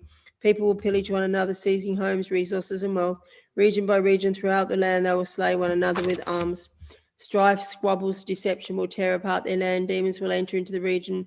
Terrible diseases will plague them, and even the venerable ones, their ministers and retinues too, will succumb to wickedness and deceit. And when those devoid of virtue become venerated in the land, those law-abiding and virtuous ones will always be victimized. When the wicked are honored and the virtuous persecuted, three things, stars, water, and wind, will become calamitous there. And the wicked are embraced, three things, the flavor, essence, and power of the sublime Dharma, the strength of beings, quality of the earth will utterly perish. When the corrupt are streamed and the sublime dishonored, the three things, famine, thunderbolts, and death, will occur in that place. Fruits and crops will have no taste and no potency thereafter. Being sick and with disease will fill those regions completely. Large sweet fruit will shrivel, becoming bitter and sharp. Play, humor, and fun, the pleasures of previous times are now rife with the infinite delusion, will lose the touch of joy. Fruits and crops will lose their succulence and force, and they will cease to nourished body, elements or senses pale and lacking complexion, beings will become weak, feeble, and without strength. Though they may consume much food, they will remain unfulfilled. Their strength, prowess, and energy will disappear. The country will become a mass, beings utterly without vitality. Multitudes of beings will become afflicted by various illnesses due to various cannibalistic deeds. There will arise inauspicious planets and stars, and the king is undharmic and on the side of those lacking virtue. The triple realms and the sphere of the three worlds will completely perish. When the king is partisan, ignoring those who commit misdeeds, fortunes such as these in their regions will come to be. When he overlooks those evildoers, the king neglects to wield his kingship according to the role bestowed upon him by the lords of gods. Those who perform virtuous actions will be reborn in the day of abodes. Those who commit negative deeds will be reborn among 100 gross animals and hell beings. When king ignores those who carry out misdeeds in his realm, through those misdeeds gods will fall from the heaven of the 33. When a king does not fulfill his duty, he is no longer his forefather's son, and the kings of gods will rain misfortune upon his kingdom. When his lands are ravaged by rampant disorderly acts, he should quell these transgressions and encourage positive deeds. Thus have the lords of gods vested kingship upon him in the realm of the human realm. It is he who effects fruition for beings in this life, for he demonstrates the ripe and effect of a deed, done well and wrongly done. For this reason he is called king. For his own welfare and that of all others, for the sake of order in that land, he is blessed and approved by hosts of gods in order to bring harmony to his kingdom. He should renounce life and sovereignty, subdue the wicked and sinful in his domain. Should he tolerate lawlessness and unwittingly ignore the unlawful, no other threat could be as terrible as this. As evil and wickedness arise, if those responsible are not indicted, the country will be overrun by utterly exceptional criminals as elephants demolish great pools. So these regions will be destroyed, the abodes of gods perish, the kings of gods become wrathful. Then all these things in this realm will be doomed to misfortune, hence those who commit misdeeds must be tamed according to their crime, and the realm protected in keeping with the Dharma. The king should not commit unlawful deeds of giving up his life for the sake of justice. He should never succumb to bias. Should even once the king take the side of people related and unrelated, or of any person in his realm, who will utterly fall into prejudice. The fame and renown of that king who is virtuous Dharma fills the triple worlds and makes the lords of gods happy in the dwelling of the 33. Those gods will say, our son in Jambavipa is such an honest king, establishing beings in virtuous deeds. He rules his realm according to the Dharma. Through good deeds, this king helps beings arrive in our lands. He fills the abodes of gods with devas and their divine sons as he rules his realm according to the Dharma. We kings of gods are indeed well pleased. Being pleased, the kings of gods will offer protection to this human king. The sun, the moon, and likewise the stars will move well. The winds will arise in due time too rain will fall. Prosperity will be ensured in the gods' abodes, and likewise the realm of the king. Gods and God's divine children will always abound in that place. Hence, the king should forsake his own cherished life, but never give up the Dharma jewel. To ensure the welfare of the world, should seek company with those sublime ones, fully adorned with virtue, happy with their people, and renounced from sinful deeds. Protecting his realm according to the Dharma, teaching the laws of Dharma too. Those engaged in virtue should be encouraged, and he himself must refrain from evil deeds. When those who do evil deeds are accordingly tamed, a year of abundance will ensure. Magnanimous will be the king, possessed of renown and fame, who reigns his subjects in peace. This ends the 12th chapter on the royal treatise entitled The Inviolable Commitments of the Divine Kings from the King of Glory, Suture, Sublime Golden Light.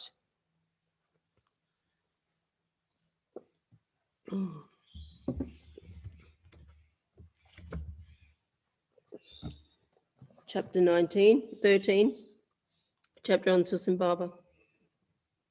When I became a Chakravartin king, I offered the earth with its oceans to its four continents filled with jewels to all Buddhas of the past. There was nothing love nor treasures I did not surrender, so I might fully seek the Dharmakaya. For eons I gave even my cherished life, as I had done for innumerable eons past, during the reign of Siddhartha Ratnashikan. And after that Siddhartha passed into Nirvana, there appeared a king called Susambhava, hailed as a Chakravartin, ruling the four continents. He reigned earth as far as the oceans. One day that good king fell asleep in the palace known as Jindraghosha. In a dream he heard the virtues of Buddha, and in the middle of sleep he did vividly see the Dharma preacher Ratnachaya, shining amidst the rays of the sun and expounding profusely this king of sutras. And then the king awoke from his sleep, and his whole body overwhelmed with joy. Ecstatic, he came out of the palace and approached the supreme assembly of disciples. Making offerings to the conqueror's disciples, he asked after Ratnachaya, the Dharma preacher, where in this assembly of Sangha is a bhikshu Ratnachaya possessed of virtue. At that time, Ratnachaya was sheltering in another cave, seated in comfort, reciting the King of Sutras and reflecting upon it. And when they showed the king Ratnachaya, the Dharma preaching bhikshu, sitting elsewhere in a cave, glowing with glory, brilliance, and splendor, here Ratnachaya, the expounder of the Dharma, upheld the profound sphere of royal activity. He always expounded the King of Sutras, which is called the Sublime Golden Light. Prostrating at the feet of Ratnachai, King Susambaba said thus, "Teach me, O you whose face resembles a waxing moon, the king of sutras, the sublime golden light." Ratnachai accepted his request, assuring King Susambaba that he would teach, and the gods in the 1,000 worlds rejoiced with great delight. Then that king of humans sprinkled that clean, supremely superb site with jewel-like water and fragrant water too. He carpeted the ground with loose flowers and set up a throne. Embellishing the throne with umbrellas, with victory banners and thousands of tassels, the king sprinkled that throne with colourful sandalwood powder. Gods and Nagas, Asuras and Kinaras, Yaksha kings and Maharajas too, bestrewed that throne with divine Mandarava flowers. Inconceivable, uncountable devas, as well as hundreds of thousands of millions of gods, hungry for the Dharma, strewed Ratnachaya with sala tree flowers as he left his cave. Ratnachaya, the Dharma preaching bhikshu, having thoroughly washed and dressed in clean clothes, he approached the throne seat, pressed his palms together, and prostrated to it. Floating in the sky above the Deva kings, goddesses, and gods, scattered Mandarava flowers and filled the sky.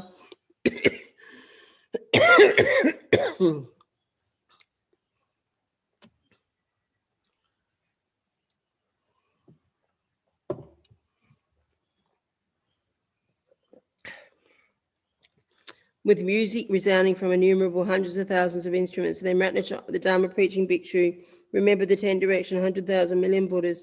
He ascended the throne and remained seated upon it. Then generated a heart full of kindness for all beings. He perfectly produced a mind of compassion and expounded this sutra to King Susambaba. Pressing his palms and prostrating, the king accordingly rejoiced. Moved by the Dharma, his eyes shed tears, his whole body was overcome by bliss. At that time, King Susambaba, in order to venerate this sutra, took hold of Chintamani, the king of jewels, and made this dedication for all beings' sake. May there now rain down in Jambuvipa ornaments made of 7 jewels and great riches that bring peace and well-being to beings in this world. Lo, there on the 4 continents the 7 jewels then rained down, armlets, necklaces, and earrings, food, drink, clothing rained down too. King Susambaba saw this cascade of jewels raining down upon Jambuvipa and presented the jewel-filled 4 continents in the order of Ratnashkan. I, Tathagata Shakyamuni, was that king called Susambaba, who at that time completely gave up the 4 lands and the jewels therein. Tathagata Akshobhya was Ranachaya, the Dharma preaching bhikshu, the one who expounded well to this sutra to King Susambaba. At that time I heard this sutra and accordingly rejoiced in it. Due to that very virtuous deed, hearing the Dharma and rejoicing well, I've gained this body of golden hue endowed with marks of 100 merits. Beautiful to behold and intensely enchanting to the eye, it gives delight to thousands of millions of gods. When beings behold this body, they will always obtain a body of joy. For 99 billion eons, became a Chakravartin king. For numerous hundreds of thousands of eons, it ruled as a lesser king. For inconceivable eons, it became Chakra, and likewise Brahma with a tranquil mind. I have found the inconceivable 10 powers whose extent remains ever immeasurable. Equal to that is the massive merit gained by hearing their sutra and then rejoicing. As I desired, have completed full awakening, I have attained the sublime body of Dharmakaya. This ends the 13th chapter on Susambhava from the King of Glory Sutra, Sublime Golden Light. Chapter 14, the chapter on protection called Refuge of the Yakshas. O great goddess Shri, the devout son or daughter of the noble family who wishes to make inconceivably great and extensive offerings of resources and articles to past, future, and present Buddhas, and who is keen to know the profound Buddha sphere of past, present, future, and present Buddhas, should listen to this King of Glory Sutra, Sublime Golden Light with full conviction. Concentrated mind and attentive ears at the place, monastery, or forest retreat with this sublime golden light is fully expounded. Then the Tathagata Transcendavita spoke these verses to further elaborate this point. He who wishes to make inconceivable offerings to all Buddhas and who wishes to know the profound sphere of Tathagatas should go to the place where the monastery or dwelling where the sublime sutra is explained. This sutra is inconceivable, for its ocean of virtue is without end. It frees every being from countless oceans of sufferings. I have not seen the beginning, middle, or likewise this sutra's end. Sutra is deeply profound, for there is nothing that it compares. Neither grains of sand, the Gandhis, those on earth and the skies, nor atoms in the sky are equal. When into the sphere of reality he should go at that time, for inside there is a stupa, whose nature is Dhammadhatu, unchanging and profound. Inside it he will behold Buddha Shakyamuni expounding this sutra in a charming melodic voice. There and then he will know this. Anyone who hears this sutra gathers an inconceivable mass of merit. Thus, for astonishing, incalculable tens of millions of eons, they will experience pleasures human and divine. As soon as he enters that monastery or dwelling, his negative deeds will fall away. For those who are able to cross hundreds of leagues immured by pits of fire and endure acute hardship to hear this sutra, all bad dreams and evil signs, afflictions of planets and stars, dreadful spells and demons will immediately depart. The moment he enters the monastery or dwelling, Inside, he should set up a throne resembling a lotus as revealed to him in a dream. Seated upon that throne, he should thoroughly teach the Sutra. He should read what is written and likewise understand it. When he comes down from his throne, although he may go to another place, miracles will be seen. There upon that throne, at times the form of Dharma preacher will be observed. At others, Buddha and Bodhisattva figures will be seen. Sometimes the shape of Samanabhaja, likewise the forms of Manjushri, and on occasion Maitreya too will appear upon that throne. At times only light will be seen, at times there will be gods appearing just for moments and turning invisible again. Praise when seen, Buddhas bring success in all places, great insight of excellent fortune and magical creations of Buddhas. They ensure victory, glory, and fame, turning back violent challenges. They crush foreign forces completely, laying battle to foes in ruin. They bring victory in war, pacifying all bad dreams. They annihilate negative actions and pacify all non-virtuous deeds. The whole of this Jambu will resonate with fame. His enemies will be utterly routed. His foes will be vanquished in full. He will abstain entirely from evil acts, completely victorious in battle. He will utterly without enemy and filled with supreme joy. King Brahma, Shakra, and the world protectors, also the lords of the 33, Samjanaya, the chief conqueror, and Vajrapani, the Yaksha lord, Anavatapta, the lord of Nagas, Sagra, the Asura lord, and the lord of Kanaras, and likewise the lord of Garudas, these leaders and others, and all the gods too, will come to worship without end in the inconceivable stupor of Dhammadhatu. They will see beings worthy of veneration. They will be filled with intense delight, and all the glorious lords of gods will speak thus to themselves and one another. Behold, all those bestowed with merit, excellence, and glory, men with pristine merit, their faith beyond belief, have arrived at this place to hear this profound sutra. They revere the stupor of Dhammadhatu, inspired by compassion for the world. They work for the welfare of beings. They are vessels for the essence of that Dharma, which is profound. By entering the spirit of reality into this sutra, they completely arrive. Those who hear sublime virtues, sublime golden light in previous times have pleased hundreds of thousands of Buddhas. Through these roots of virtue, those who have heard this sutra will be granted full protection in the four directions, in all places, in kings of gods and Sarasvati, likewise Sri and Vajravana, by the four kings with hundreds of thousands of yakshas, possessed of miraculous power and great strength. Indra, Soma, and Yama, Vayu, Varuna, Skanda, Vishnu, Sarasvati, Prajapati, Hudashana, those protectors of the world who are powerful and outshine every foe. Day and night will offer protection without fail to those who have heard this sutra. Narayana and Maheshvara, the two powerful Yaksha lords, those 28 others led by Samjanaya, hundreds of thousands of Yakshas possessed of great strength and supernatural power, will offer protection from fear and terror to those who have heard this sutra. Vajrapani, Lord of the Yakshas, along with 500 Yakshas too, and every bodhisattva will offer protection to those who have heard this sutra. Manabhaja, Lord of Yakshas, likewise Pranabhadra, Kumbhira, Atavaka, Pingala, and Kapila too. Each Yaksha Lord, along with 500 Yakshas, will offer protection to those who have heard this sutra. Tritrasena, the Gandharva, Jinashaba, King of Conquerors, Manikanta, and Nikanta, and Vajravada too. Mahagrasha, Mahakala, along with Savanakesha, Panchika, Galapada, and Mahabhaga, Pranalin, and Dhammapala, Makada, and Vali, Sushiroma, and Surya Mitra, likewise Ratnakesha, Mahapranalin, and Nakula, along with Kamashtrethra and Chandana, Nagayana, and Haramavata, and likewise Sadagiri. Those powerful beings who overwhelm every foe will offer protection with their supernatural feats to those who have heard this sutra. Anavatapta, the Lord of Nagas, likewise Sagaratu, and both Muchalendra and Elapatra, Nanda and Upanandaka, accompanied by hundreds of thousands of Nagas possessed of supernatural power, will offer protection from all fear and terror to those who have heard this sutra. Bali, Rahula, Namuchi, Vemchita, Samvaratu, Prahlada, and Charakanda, and likewise the Asura lords, accompanied by hundred thousands of Asuras possessed of great strength and supernatural power, will offer protection from all fear and terror to those who have heard this sutra. Hariti, mother of Bhutas, along with her 500 sons, will offer protection to them, whether they are standing, sitting, or asleep. Chanda, Chandalika, likewise Yakshini and Chandika, Kunti and Kutadanti, one who steals the glow of beings, those who are powerful, who overwhelm others, possess the supernatural power, will offer protection in all four directions to those who have heard this sutra. Sarasvati, leading innumerable goddesses, likewise Shri, and so forth. Deities of fruit, forests, and crops, and those who dwell in stupas, trees, and parks. The wind deity and every deity here, the goddesses and earth goddess herself. Their minds overflowing with joy will offer protection to those who have heard this sutra. They will bring longevity, complexion, and strength to these beings. With excellence, merit, and glory they will be adorned. They will pacify afflictions of planets, stars, abolish misfortune, wrong deeds, and nightmares. The earth goddess herself, powerful and always profound, is fully satisfied by the essence of the King Glory Sutra's sublime golden light. The potency of the earth, 6,800,000 leagues as far as the Vajra base, will greatly increase. Going down a full 100 leagues, this potent saber will penetrate through the power of hearing this sutra, returning upwards again. It will cause the surface to entirely shine. All these gods and goddesses too will be satisfied by the essence of the King of Glory Sutras, sublime golden light. They will have radiant complexion, be peaceful, satisfied, and immensely strong, pleased with varied tastes, the deities of fruit, crops, and forest. In all of Jambuvipa will be filled with profound joy. Delighted by the sutra's essence, they will enjoy the growth of fruits and crops, assortments of various flowers, and multitudes of stately fruit trees. Every park, all forests, and all fruit-bearing trees will bloom with flowers, giving off fragrant scents. On this earth will grow every kind of forest and bush, adorned with flowers and laden with fruit. In all of Jambuvipa, innumerable Naga maidens, their minds immensely filled with joy, will approach lotus pools and plant their many lotuses, night bloom, blue and white. The sky will be pristine without smoke, and masses of clouds free of darkness and dust every direction will shine bright with light.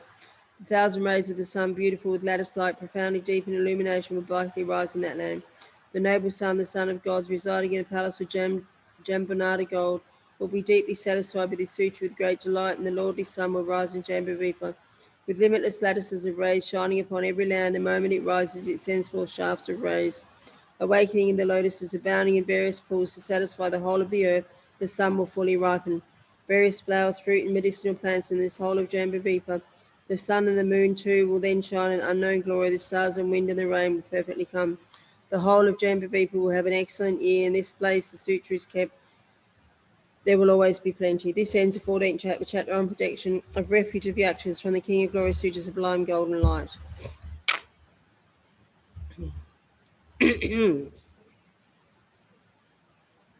Chapter 15, the chapter on prophecy of the 10,000 sons of gods. When the Tathagata observed thus, the noble goddess Bodhisattva Samachara addressed the Tathagata in this way: O transcendent Lord, for what reason and for what cause, and by the consummation and performance of what virtuous deeds of these 10,000 sons of God, such as Vananatara, Chetaraja, upon hearing the enlightenment prophecy of these three sublime beings, arrived here from the heaven of the 33 in order to listen to the Dharma from the Tathagata?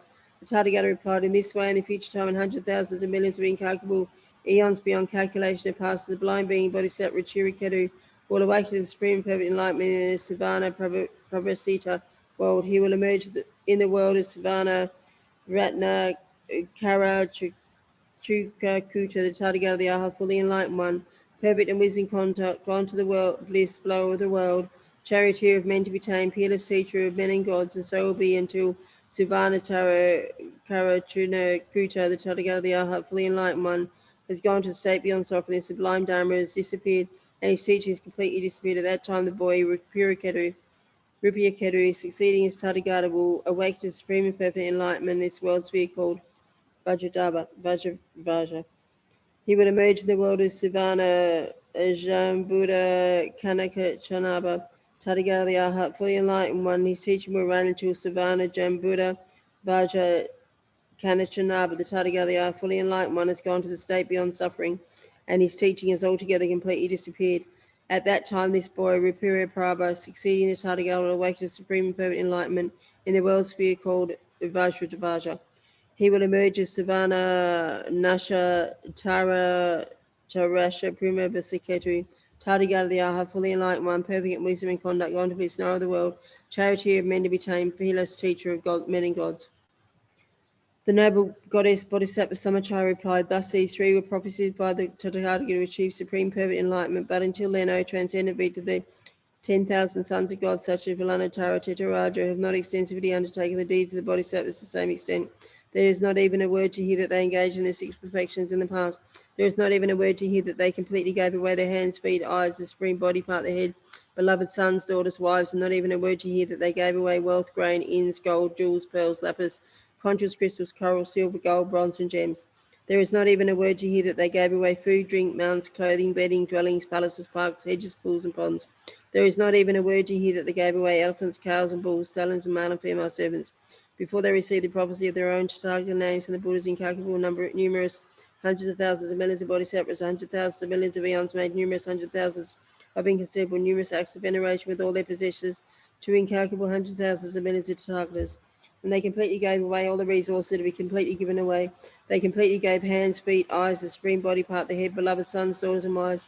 They completely gave everything that is to be completely given away. They completely gave wealth, grain, inns, gold and bronze, jewels, pearls, lapis, conchs, coral, crystal, silver, and gold. They gave food, drink, mounts, clothing, bedding, dwelling places, palaces, parks, hedges, pools, and ponds, elephants, cows, and bulls, stallions, and male and female servants. And in time, they completed the training in all six perfections. And after completing the training in the six perfections, they experienced hundreds of thousands of numerous states of well-being.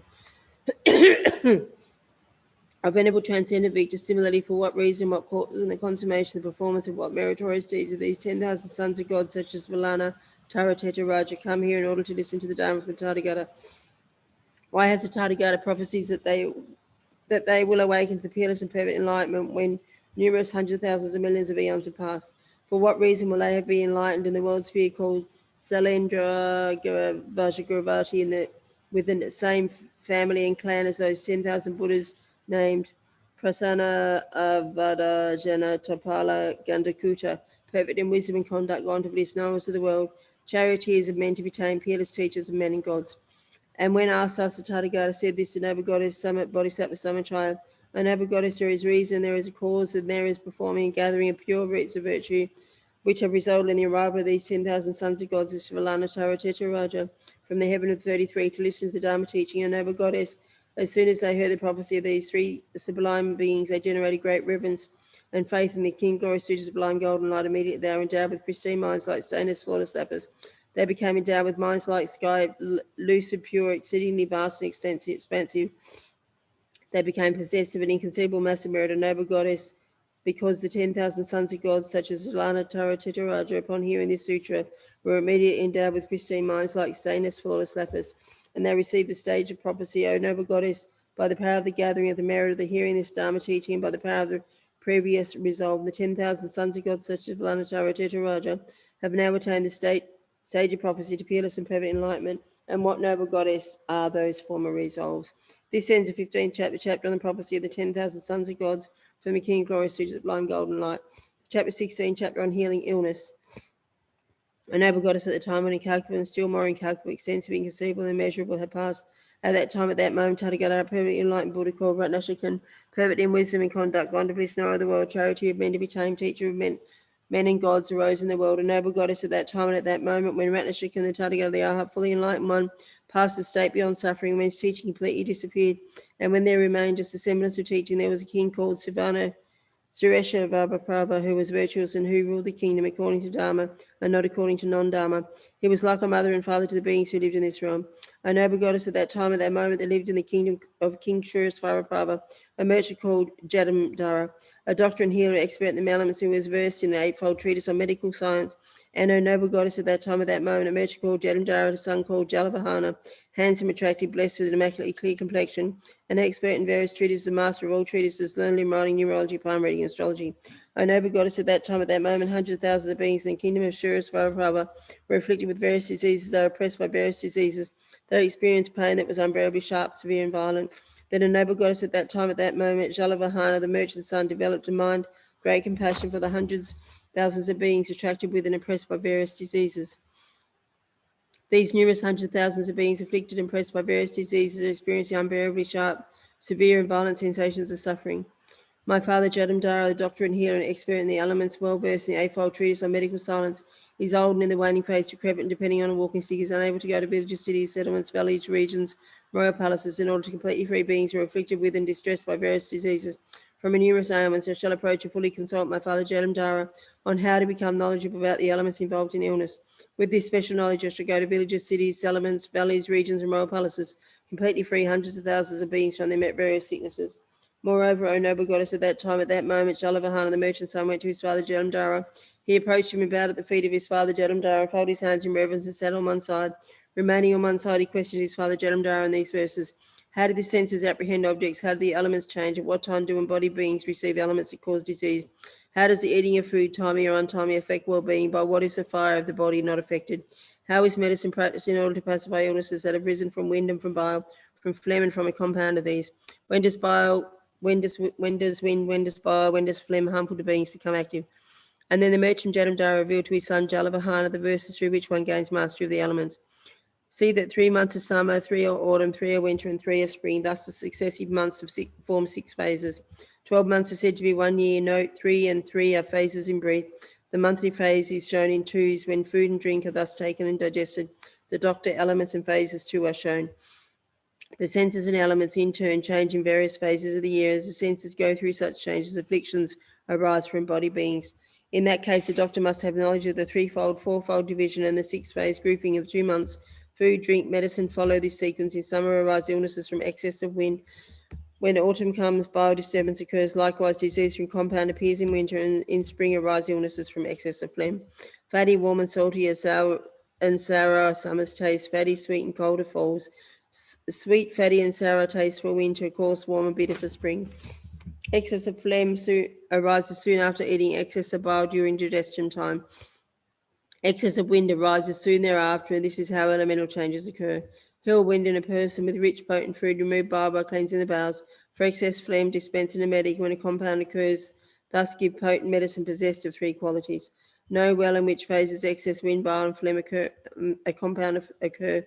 According to elements, body, and time, one thus gives medicine, food, and drink. Then the merchant son, Jalavahan, having inquired about the elements, understood the 8 branches of medical science.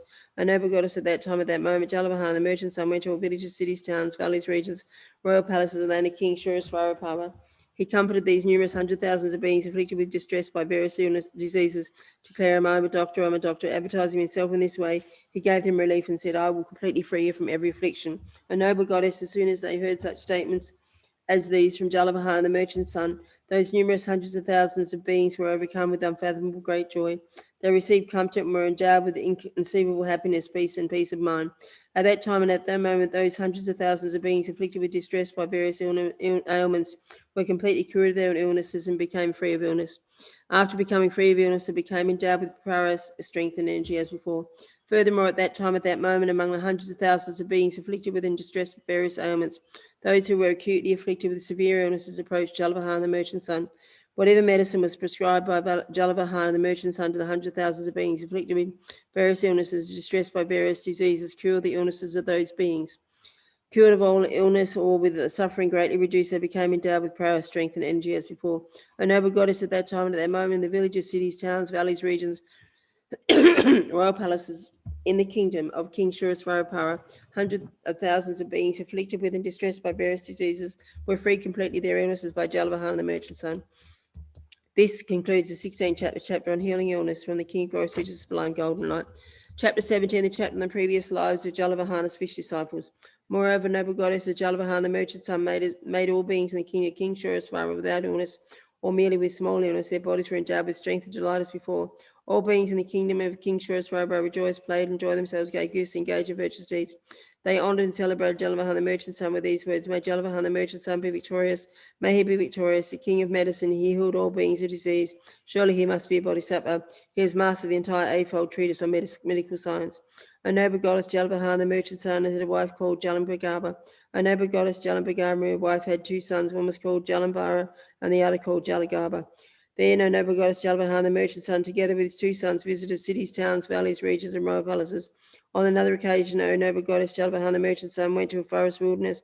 There in the forest wilderness, he saw flesh-eating dogs, wolves, jackals, flocks, crows, and other birds, all heading in the direction of Addison Baba, the forest pool. And as Jalavahana wondered why these flesh-eating dogs, wolves, jackals, flocks of crows, and other birds heading in that direction, he thought, I should go in that direction where the dogs, wolves, jackals, crows, and other birds are running. O noble goddess and Jalavahan, the merchant's son, gradually headed for Addison Baba, the forest pool. Then in that great pool there lived 10,000 fish, and there he saw that those numerous hundreds of fish were bereft of water.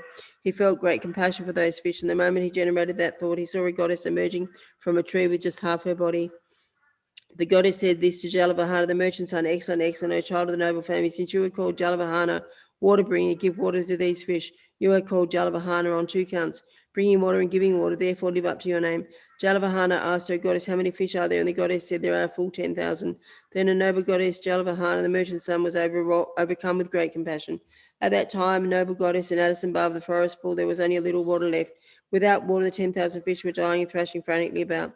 Then a noble goddess, Jalavahana, the merchant's son, ran in the 4 directions. In whichever direction Jalavahana, the merchant's son, ran in that direction, those 10,000 fish wretchedly looked. O noble goddess, although he ran in the 4 directions in search of water, Jalavahana, the merchant's son, did not find water. He looked in the 4 directions, saw many tall trees not far away. He climbed those trees and cut their branches, taking the branches to the pool. He built cooling shade for those 10,000 fish. After this, the noble goddess Jalavahana, the merchant's son, went to searching for water to channel into the pool. He ran in the 4 directions, thinking from where could water come. But then he could not find water very quickly. He followed the stream. Then, O noble goddess, he came to a great river called Jalangama, and from which the water in the pool of that forest wilderness came. And he saw that the river had been made to flow into a chasm by an evil man wishing to starve those 10,000 fish of water and eat them later. He thought, since this river cannot be diverted even by 1,000 men, how much less could I alone make it flow back? And with this thought, he returned to the pool. Then, O noble goddess Jalavahana, the merchant's son, went quickly to where King Surasvarapara was, paying homage with his head at the feet of King Surasvarapara. He sat down on one side and gave this account. In your majesty's kingdom, I have relieved the disease of every village, city, town, and place and town. In one place there was a cool pool, Addison Bar, and that pool 10,000 fish are without water, scorched by the sun. Just as I have given to humans, so I seek by all means to give to life to beings with animal rebirths. I request your majesty give me 20 elephants. And then Kureshvarapara gave this order to his ministers: go, give 20 elephants to the king of doctors. And the ministers said, go take to the elephant house, take 20 elephants and help bring happiness to beings. Then a noble goddess Jalavahana, the merchant's son, along with 2 sons, Jalambara and Jalangava, taking 20 elephants and 100 ox leather bags, returned to where the great river Jalambara flows. They filled the bags with water, put them on the elephants' back, and sped away to the forest wilderness where the pool Jalambara was. They took the bags to the back of the elephants and filled the pool with water, and they walked about in the 4 directions. Wherever Jalavahana, the merchant's son, went, those 10,000 fish followed after him.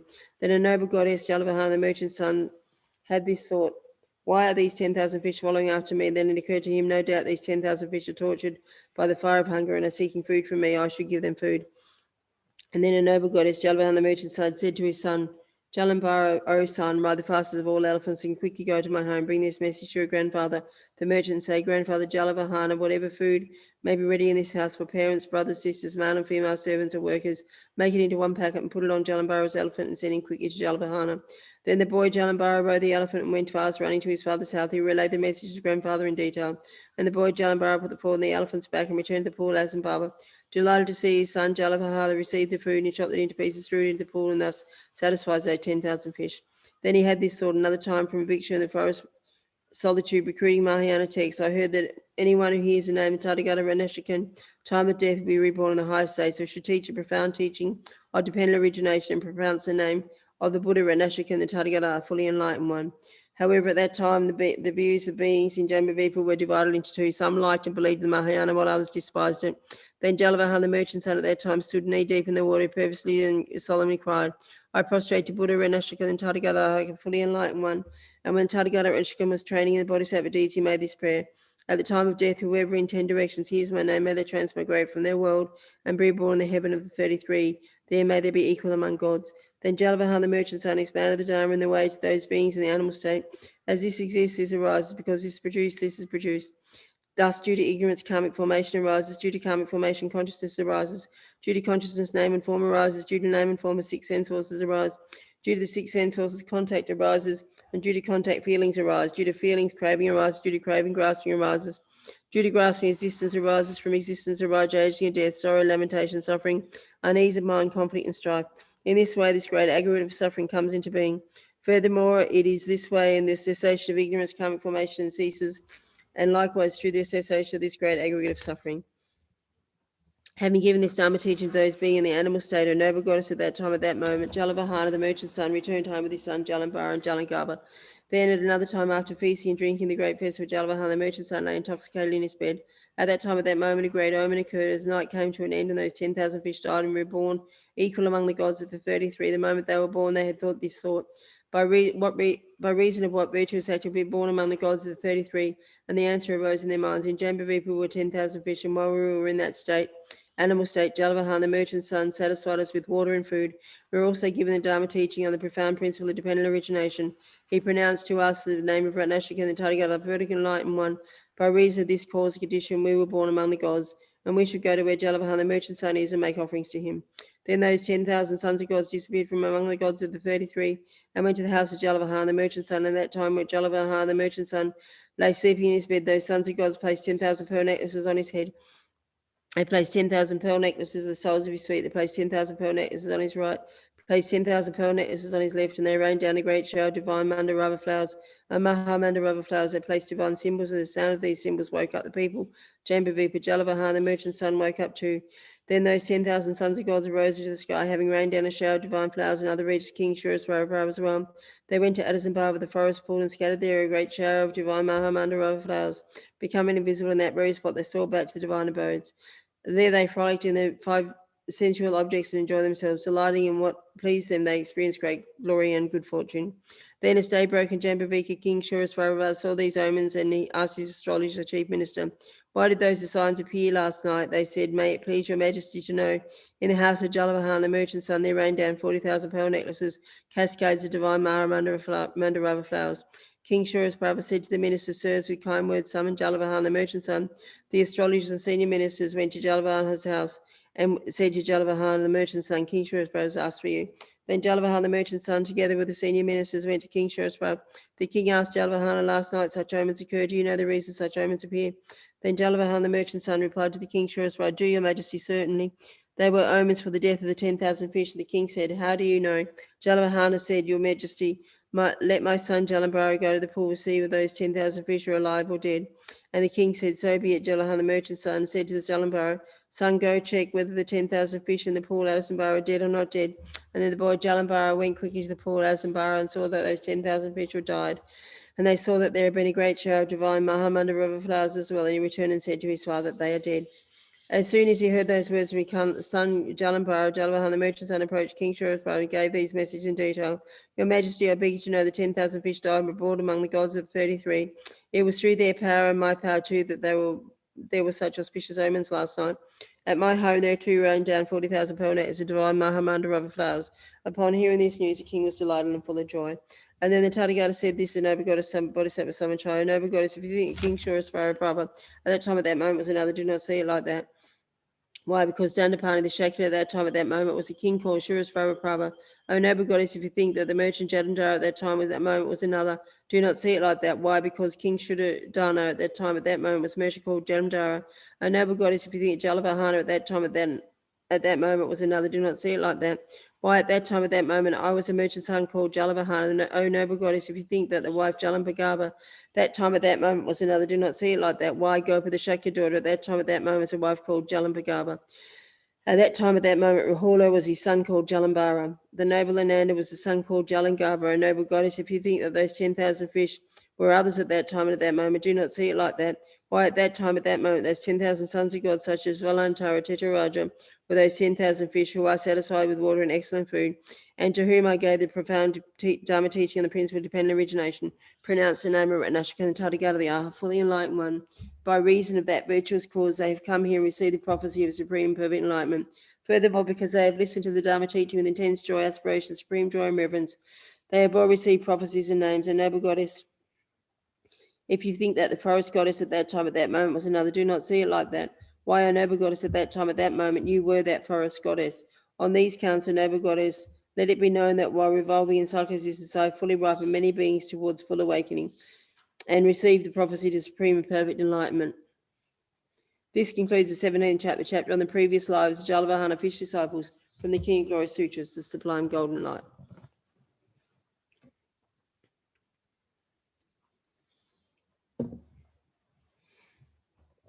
Chapter 18, chapter on the tigress. Furthermore, O noble goddess, a bodhisattva gives away even their body and life to help others. How is that so? Accompanied by 1,000 bhikshus, a Tathagata projecting bright rays of hundreds of pure and vast virtues, to heaven and earth, possessing power to eclipse challenges with unobstructed wisdom, sight, and power, was passing through the regions of the Panchalas when he came to a certain forest. There he saw an area lush with dark green soft grass and embellished with a sort of fragrant meadow flowers. Seeing this, the Tathagata said to the Venerable Ananda, "This site is beautiful, Ananda. It has the mark of being a place of a Dharma teaching. Lay a seat for Tathagata." As instructed Tathagata, a seat was set up, and having set up the seat, Ananda said to Tathagata, "The seat is low, O transcendent Lord, chief of supreme among bipeds, freeing beings from bondage, you bestow supreme benefit upon humans. Be seated, and may the nectar of sublime discourse of the benefit of humans be kindly given." And then the Tathagata sat on that seat and addressed the bhikshus in this way: "Would you like to see the remains of a bodhisattva perform tasks that are difficult to perform?" And when addressed in this way, those bhikshus replied to Tathagata, "O sublime sage, the time is right for us to see the remains of one, the best of supreme beings, in whom rested inconceivable virtues of immense patience, fortitude, and wisdom, delight and calm, humility, and the mind of collection. Tell us well."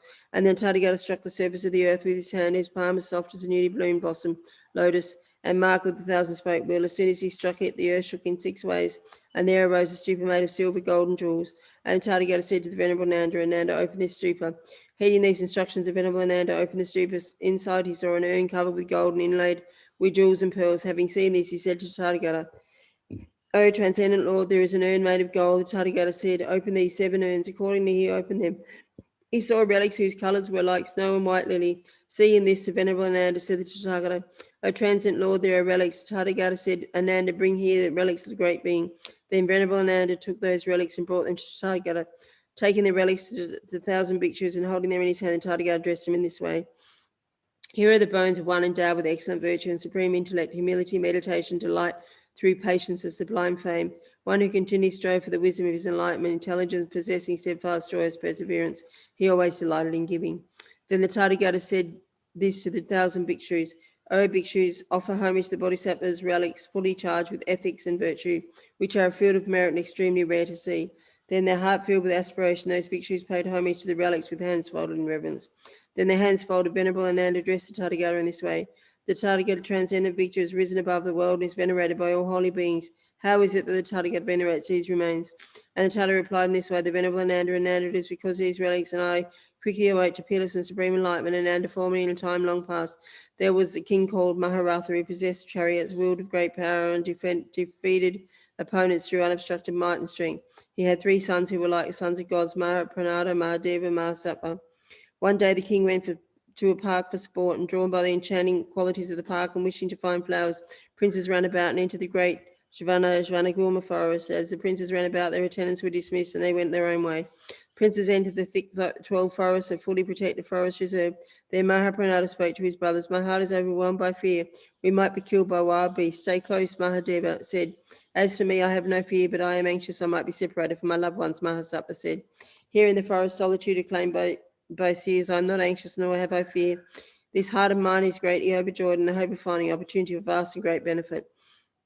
Then, as the princes strolled through the Deshvanagurma forest, they became upon a tigress who had been given birth the previous week. Surrounded by her offspring, hungry, thirsty, famished, her body extremely feeble. Seeing her, Mahapranada said, "Alas, it will be 6 or 7 days since this wretch gave birth. She has not found food. Either she will die of starvation or devour her own cubs."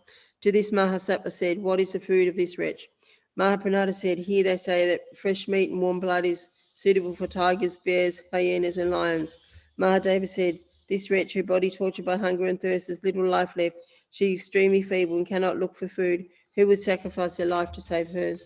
Mahapranada said, "O good fellows, giving one's body is a daunting task." Mahasattva said, "For people like us, the feeble-minded and greatly attached to the body, such an act is difficult indeed. However, great beings embark on giving their bodies completely dauntlessly, strive for others' welfare. Moreover, born of affectionate love and compassion, Arya beings who consider their bodies as just obtained in heaven or on earth, that joyous minds agreeable to saving others' lives, remaining steadfast, would have 100-fold compassion in this case." Feeling very sad, the young prince looked at the tigress for a length of time without blinking, then went on his way. Then Mahasattva had this thought: "Now the time has come for me to give this body away. Why? Although I have long guarded this future body subject to death and decay, providing it with food and drink, clothing, vehicles, and luxurious beds, ultimately it is doomed to crumble and end in woe. This body has no purpose save to abandon its unknown nature.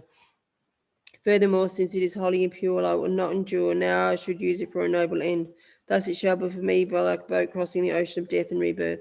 Moreover, given this body possessed of hundreds of abscess-like existences filled with feces and urine, without core like foam, bearing hundreds of worms laying waste to what has been done, I shall attain Dharmakaya's timeless state, free of the afflicted aggregates. Sorrowless, endowed with samadhi, replete with hundreds of stainless virtues, his heart brimming with supreme compassion and resolve, he asks his brothers to leave him. You too can go off. I am returning to the Javanavulma forest for a personal thing. Prince Mahasatwa left the part of the forest and returned to where the tigress was. He hung his clothes on a forest creeper and prayed, to benefit transmigrated beings may I attain the peace of peerless enlightenment. My mind compassionate, steadfastly give this body which others find hard to give up. May I achieve the flawless, priceless enlightenment of the bodhisattva so keenly seek. I shall free beings in the triple worlds from the intense fear of the ocean of existence. Then Mahasatva lay in front of the tigress, but the tigress did nothing to the compassionate bodhisattva.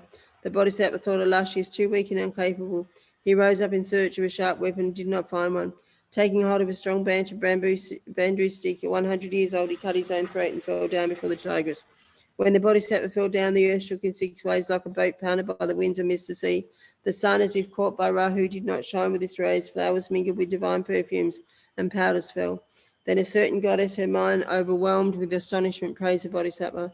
A noble-minded one, holding all beings in your compassion, here is the joyful to give your body here among men. Before long and without trouble, you will find pristine peace.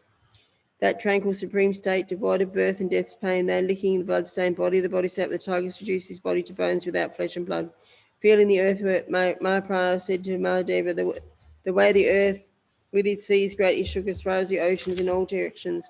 The way the sun lost its rays and a rain of flowers has fallen, my mind is troubled, my brother has now given his body. Mahadeva, considering the words of compassion he spoke and the way he keenly observed the tigress tortured by suffering and weak, nearly eating her cubs, I too am troubled. Then, overcome by extreme grief, their eyes filling with tears, the 2 young princes went back along the path to where the tigress was. They saw his clothes hanging on bamboo shoots, his body bones scattered about, his hair spread in every direction. Upon seeing this, they fainted and fell down upon the remains. Reviving after some time, they raised their arms and issued a wretched cry. Alas, our beloved brother, the king, and our mother were most devoted to their son. Our mother will surely ask, where did you leave the third one of you, whose eyes are long as lotus petals? Alas, for the 2 of us in this part of the forest land, living is not as good as meeting death. Having lost Mahasatwa, how will our parents care for us? Then, lamenting in many ways, the 2 young princes went on their way, the servants running in all directions in search of the princes, saw them and asked, Princes, what happened? What happened? At that moment, the queen was lying in a bed. She dreamed a dream showing separation from a loved one. Her 2 breasts were cut off and her teeth were wrenched out. Finding 3 young frightened doves, one was snatched by a hawk. Terrified by the earthquake, the queen awoke suddenly and thought, why did this sustainer of beings clothed in ocean so violently shake? The sun was robbed of its rays, pointing to the sorrow in my heart. In my dream, my body was weak, my eyes shivered, my breasts were cut off.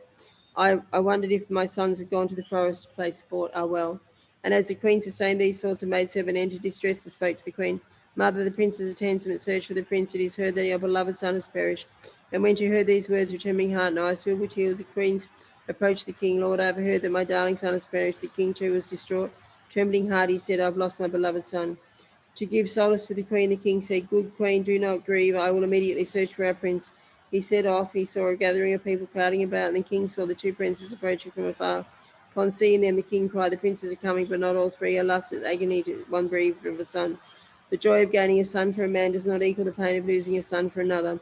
Are these men not happy with who their sons of the world, those who have met with death, their children still living? Overcome with grief, the queen, like a she-camel struck in the vital part, issued most wretched cry. If my 3 sons of their assembly of servants entered the forest clearing overgrown with blossoms, my youngest darling son has not returned. Where is the last son who is like my heart? When the 2 princes came near, the king asked, Where is the youngest of you? Grief-stricken, their eyes filled with tears, their mouths dry, they said nothing. The queen asked, Where is my youngest son? My heart is about to burst. My body is in unbearable pain. My mind is failing. Speak at once.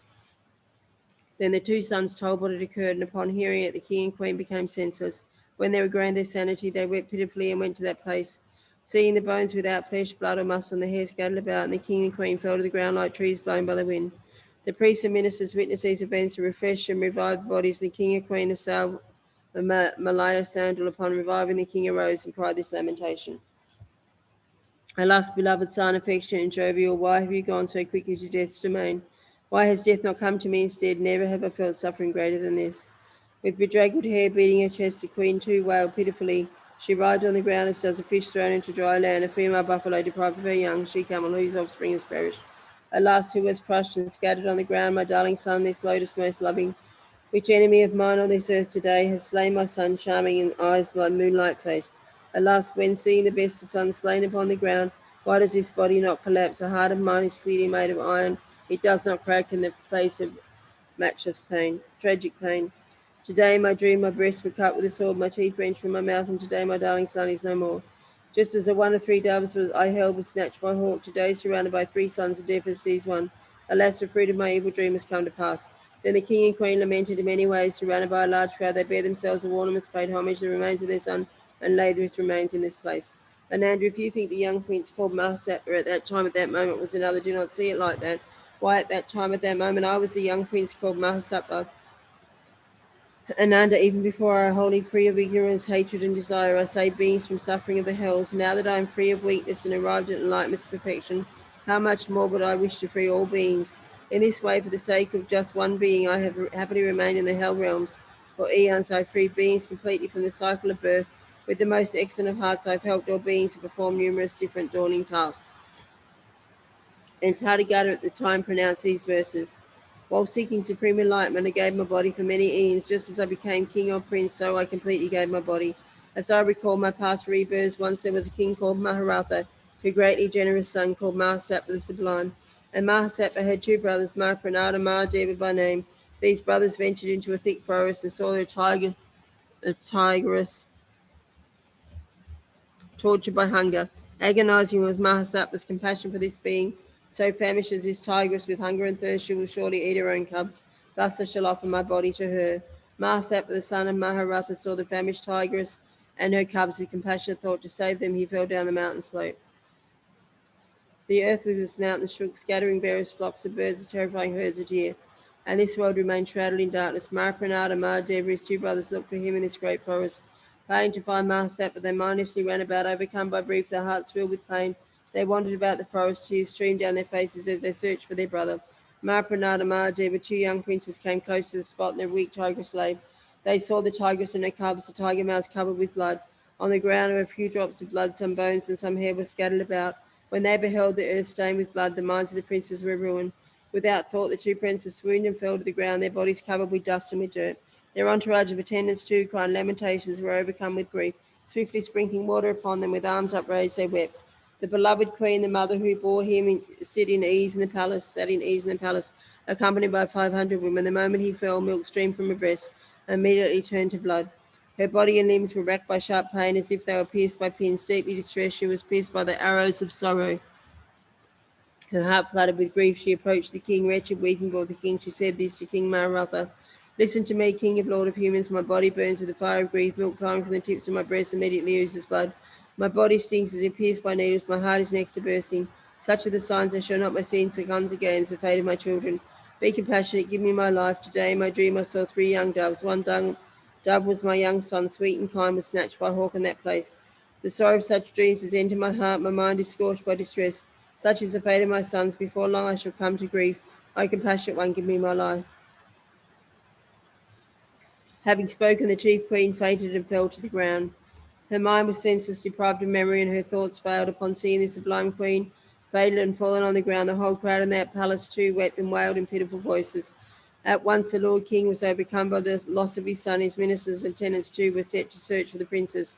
People all over that city came out of their various homes crying, and with tears flowing they asked after Mahasapa, "Is he alive or dead? Where has Mahasapa gone? Today we will glimpse that one who is beloved and pleasing to see." Suddenly the silent wind of grief, fierce and without noise, blew throughout the region. Yet due to limitless magic there was a sharp sound. The king Maharatha rose up, oppressed with grief and crying. He sprinkled water upon his sublime queen, who fainted and fallen on the ground. Regaining her senses, the queen arose, her mind forlorn. She asked, "Are my sons dead, or do they live?" Then King Maharatha said to the chief queen, the ministers and attendants too, gone to search for the princess, "Do not be downcast in mind, do not be sorrowful in heart." In this way, having comforted the queen, King Maharatha came out of the royal palace, surrounded by a host of ministers, who were crying, weak in mind, feeble in body, and overcome by grief. Many hundreds of beings too cried with tears falling. They ran out of the excellent city to search for the young princess. Seeing the king emerge from the palace, thus they followed after him. The moment the king left that city to look for his beloved sons, he gazed with staring eyes in every direction. He saw a man coming his way, his head shaven, his limbs smeared with blood, his clothes covered in dust and dirt. His face was sodden with tears. A fierce grief took hold of King Maharatha's heart. His face covered in tears. He wept, standing with arms upraised. He lamented. Then a certain minister came quickly and swiftly from afar. Coming close to King Maharatha, the Lord of men, he spoke. Lord of men, do not be sad. Your charming sons are alive. Before long in your presence you will see your beloved sons. The king continued upon his way. And then a second minister came to him, clad in dusty and sweat-sodden clothes. In a tearful voice he said to the king, O great king, 2 of your sons are alive, scorched by the fire of grief. O king, your third son is missing. Mahasapa is captured by impermanence. He saw a cycling tigress who had given birth shortly before and was near to eating her cubs. For then young Mahasapa, his heart filled with compassion, proclaimed enlightenment's great resolve. All beings I shall set free in future times. May I realize the great enlightenment I so keenly seek. Then Mahasapa jumped down that steep slope. Famished tigress stood up. Quickly making his body without flesh, he left the prince with just a few bones. Upon hearing these dreadful words, his mind was shattered. King Maharatha fainted, fell to the ground. The fire of grief blazed without relent. The ministers and attendants too wept wretchedly, overcome by sorrow. They sprinkled water upon him and lamented with arms upraised. Then the third minister said this to the king, Today I have seen both princes in that great forest lying on the ground. They fainted, their minds were broken. We profusely sprinkled water upon them until they revived and rose up once more. Ablaze, they looked in the four directions. Standing briefly, they fell again to the ground, lamented wretchedly in pitiful voices. With arms uplifted, they sang their brother's praise. The king's mind ebbed extremely low and was distraught at having lost his son. In unbearable grief, he cried lamentations, and then the thought entered the mind of the king. My son Mahasapa, beloved and charming, has been captured by impermanence. The life of my other 2 sons could now be lost to the fire of grief. Therefore, I should quickly proceed there to see the sons who are pleasing to behold. On swift mounts to the royal court of the royal palace, I will quickly bring my sons. If not, the heart of the mother who bore them is like to burst from scorching fire of grief. Upon seeing her 2 sons, she will find peace, and therefore her life will not be lost. The king escorted the host of ministers, mounting an elephant, went to see his 2 sons. Crying in wretched, pitiful voices, the 2 princes came their way, calling out their brother's name. The king wept in anguish. He took his 2 sons and returned home. Quickly, like the one in great haste, he presented her sons to the queen. I, Tathagata Shakyamuni, was formerly Mahasapa, son of King Maharatha, who made the tigress well. Shuddhadana, the great king, was king called Maharatha, and the queen Maya was the sublime queen. Mahapranada became Maitreya. Likewise, Prince Mahadeva was a youthful Manjushri. Tigress was Mahaprajapati. The 5 bhikshus were her 5 cubs. Then the great king Maharatha and the great queen wretchedly cried many lamentations, bare themselves of all ornaments together with a great crowd, made homage to the remains of the prince. Placing the remains of Mahasapa at this very place, he built the stupa of 7 jewels. When Mahasapa gave the tigress his body, he made this altruistic wish. By the merit of completely giving my body, may I in future times, for eons utterly beyond thought, perform the deeds of Buddhas for sentient beings. When this exposition was being given, inconceivable, uncountable numbers of beings, including gods, humans, generated altruistic intention for the supreme perfect enlightenment. And this is the reason that this is the cause for revealing this stupa here. Then through the power of the Tathagata's blessing, that stupa entered the ground on that very spot. This enters the 18th chapter on Tigress from King Glory Sutra, Sublime Golden Light. I'm just going to have a little rest and can't do 2 more chapters just yet. 2 minutes.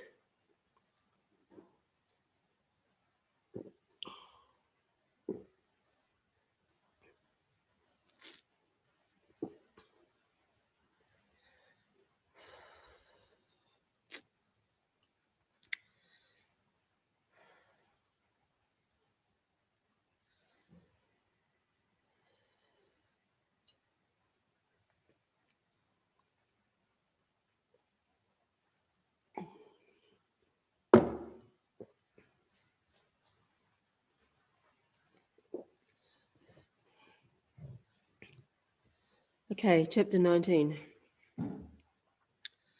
Chapter on the praise by all the bodhisattvas.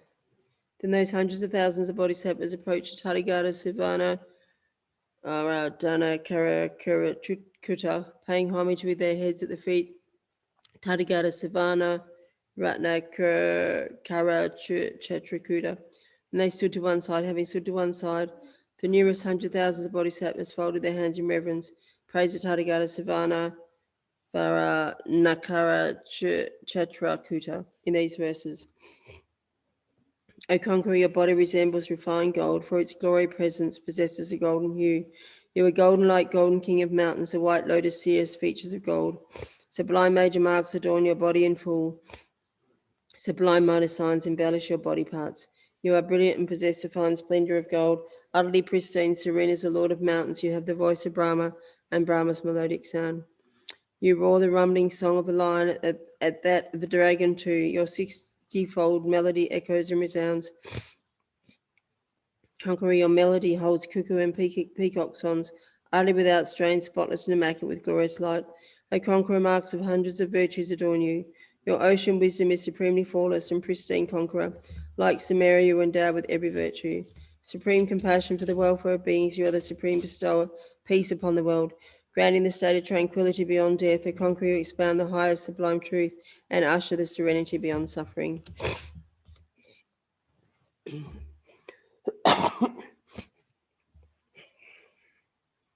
O Conqueror, through revealing the nectar of Dharma, you usher in the deathless city.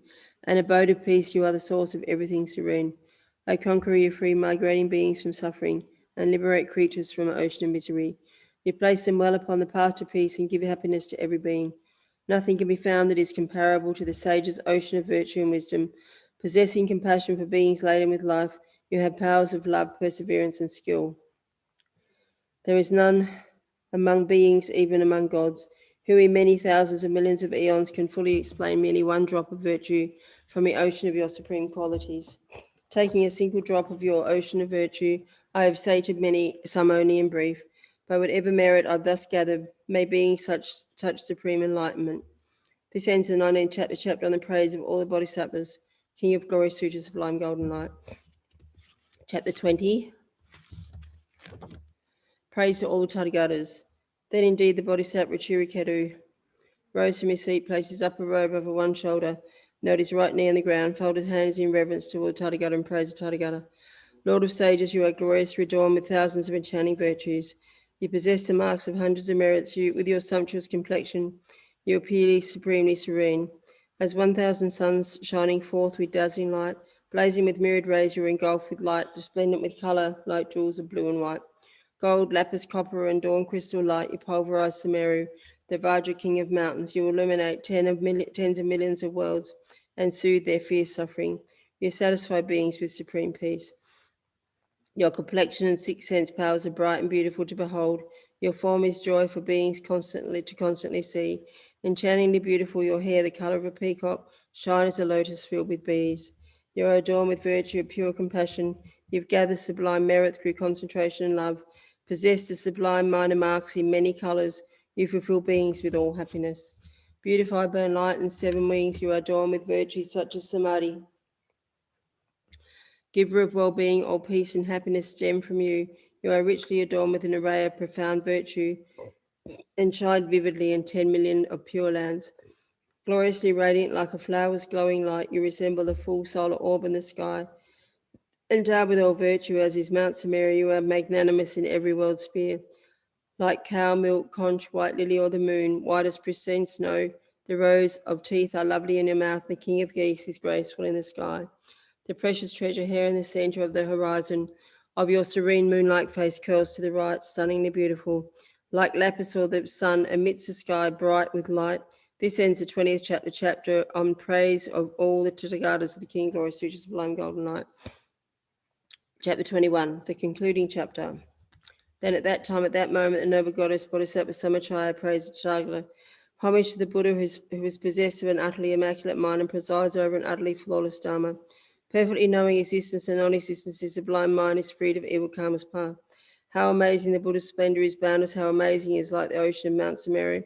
How amazing the Buddha field of activity is endless, the Buddha is rare as the Udambara blossom. How amazingly compassionate is the Tathagata, the pinnacle of Shakya kings.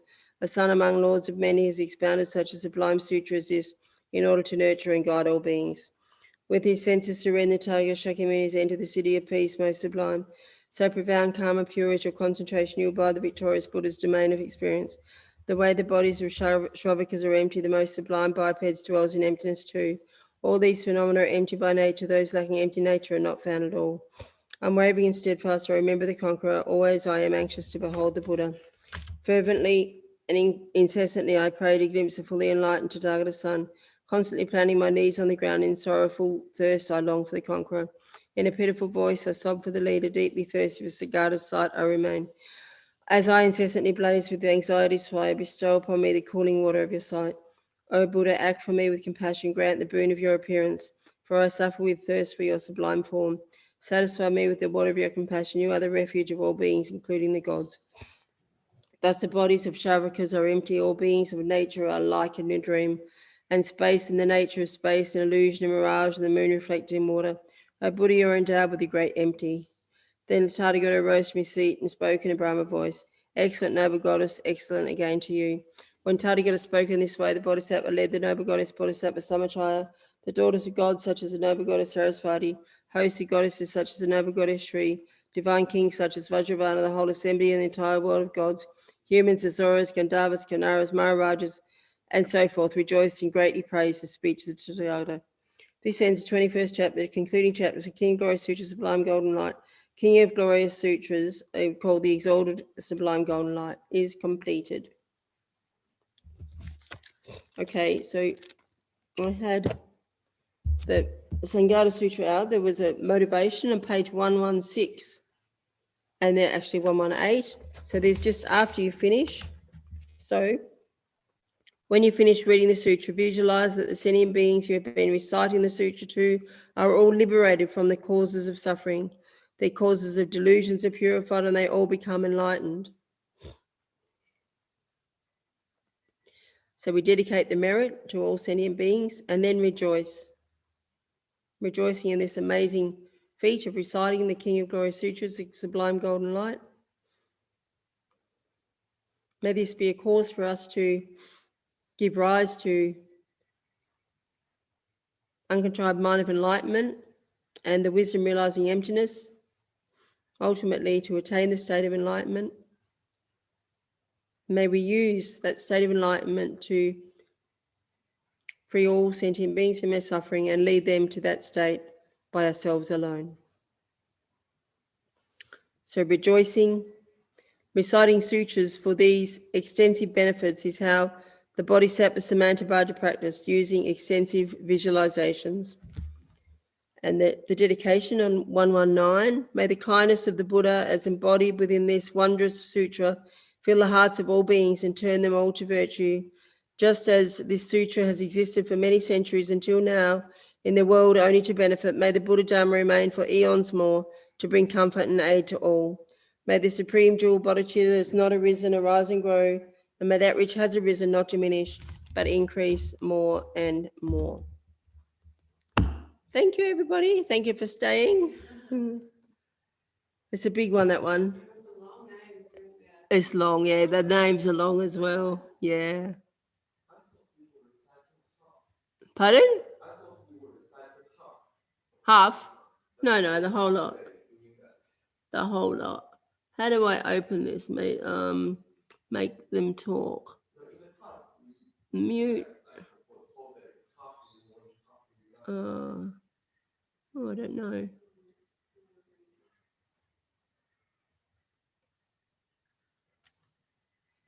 Well, anyway, thank you, everybody. Thank you. That was huge. I can't unmute it. I don't know how to do it.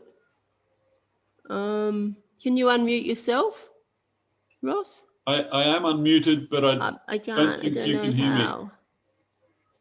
There's a chat. Let's see what the chat says. No, I'm not going to do it because I'm exhausted. I've done too much already.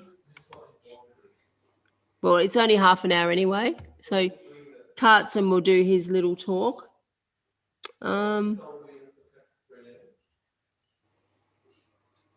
Mute. No. Invite. Mute all. No, I can't do it. Can't even open the chat. I don't know how to do it. Alt and H. Okay. Wow. Well done. Yeah. Thank you. Thank you so much. Okay. Thanks, Margot. Hello. Thank you. I'll turn it off. I can't make the talk. I can't figure out how to hear Ross. Anyway. I think maybe thank you, everybody. We'll see you next time. Thank you. Thank you. Bye.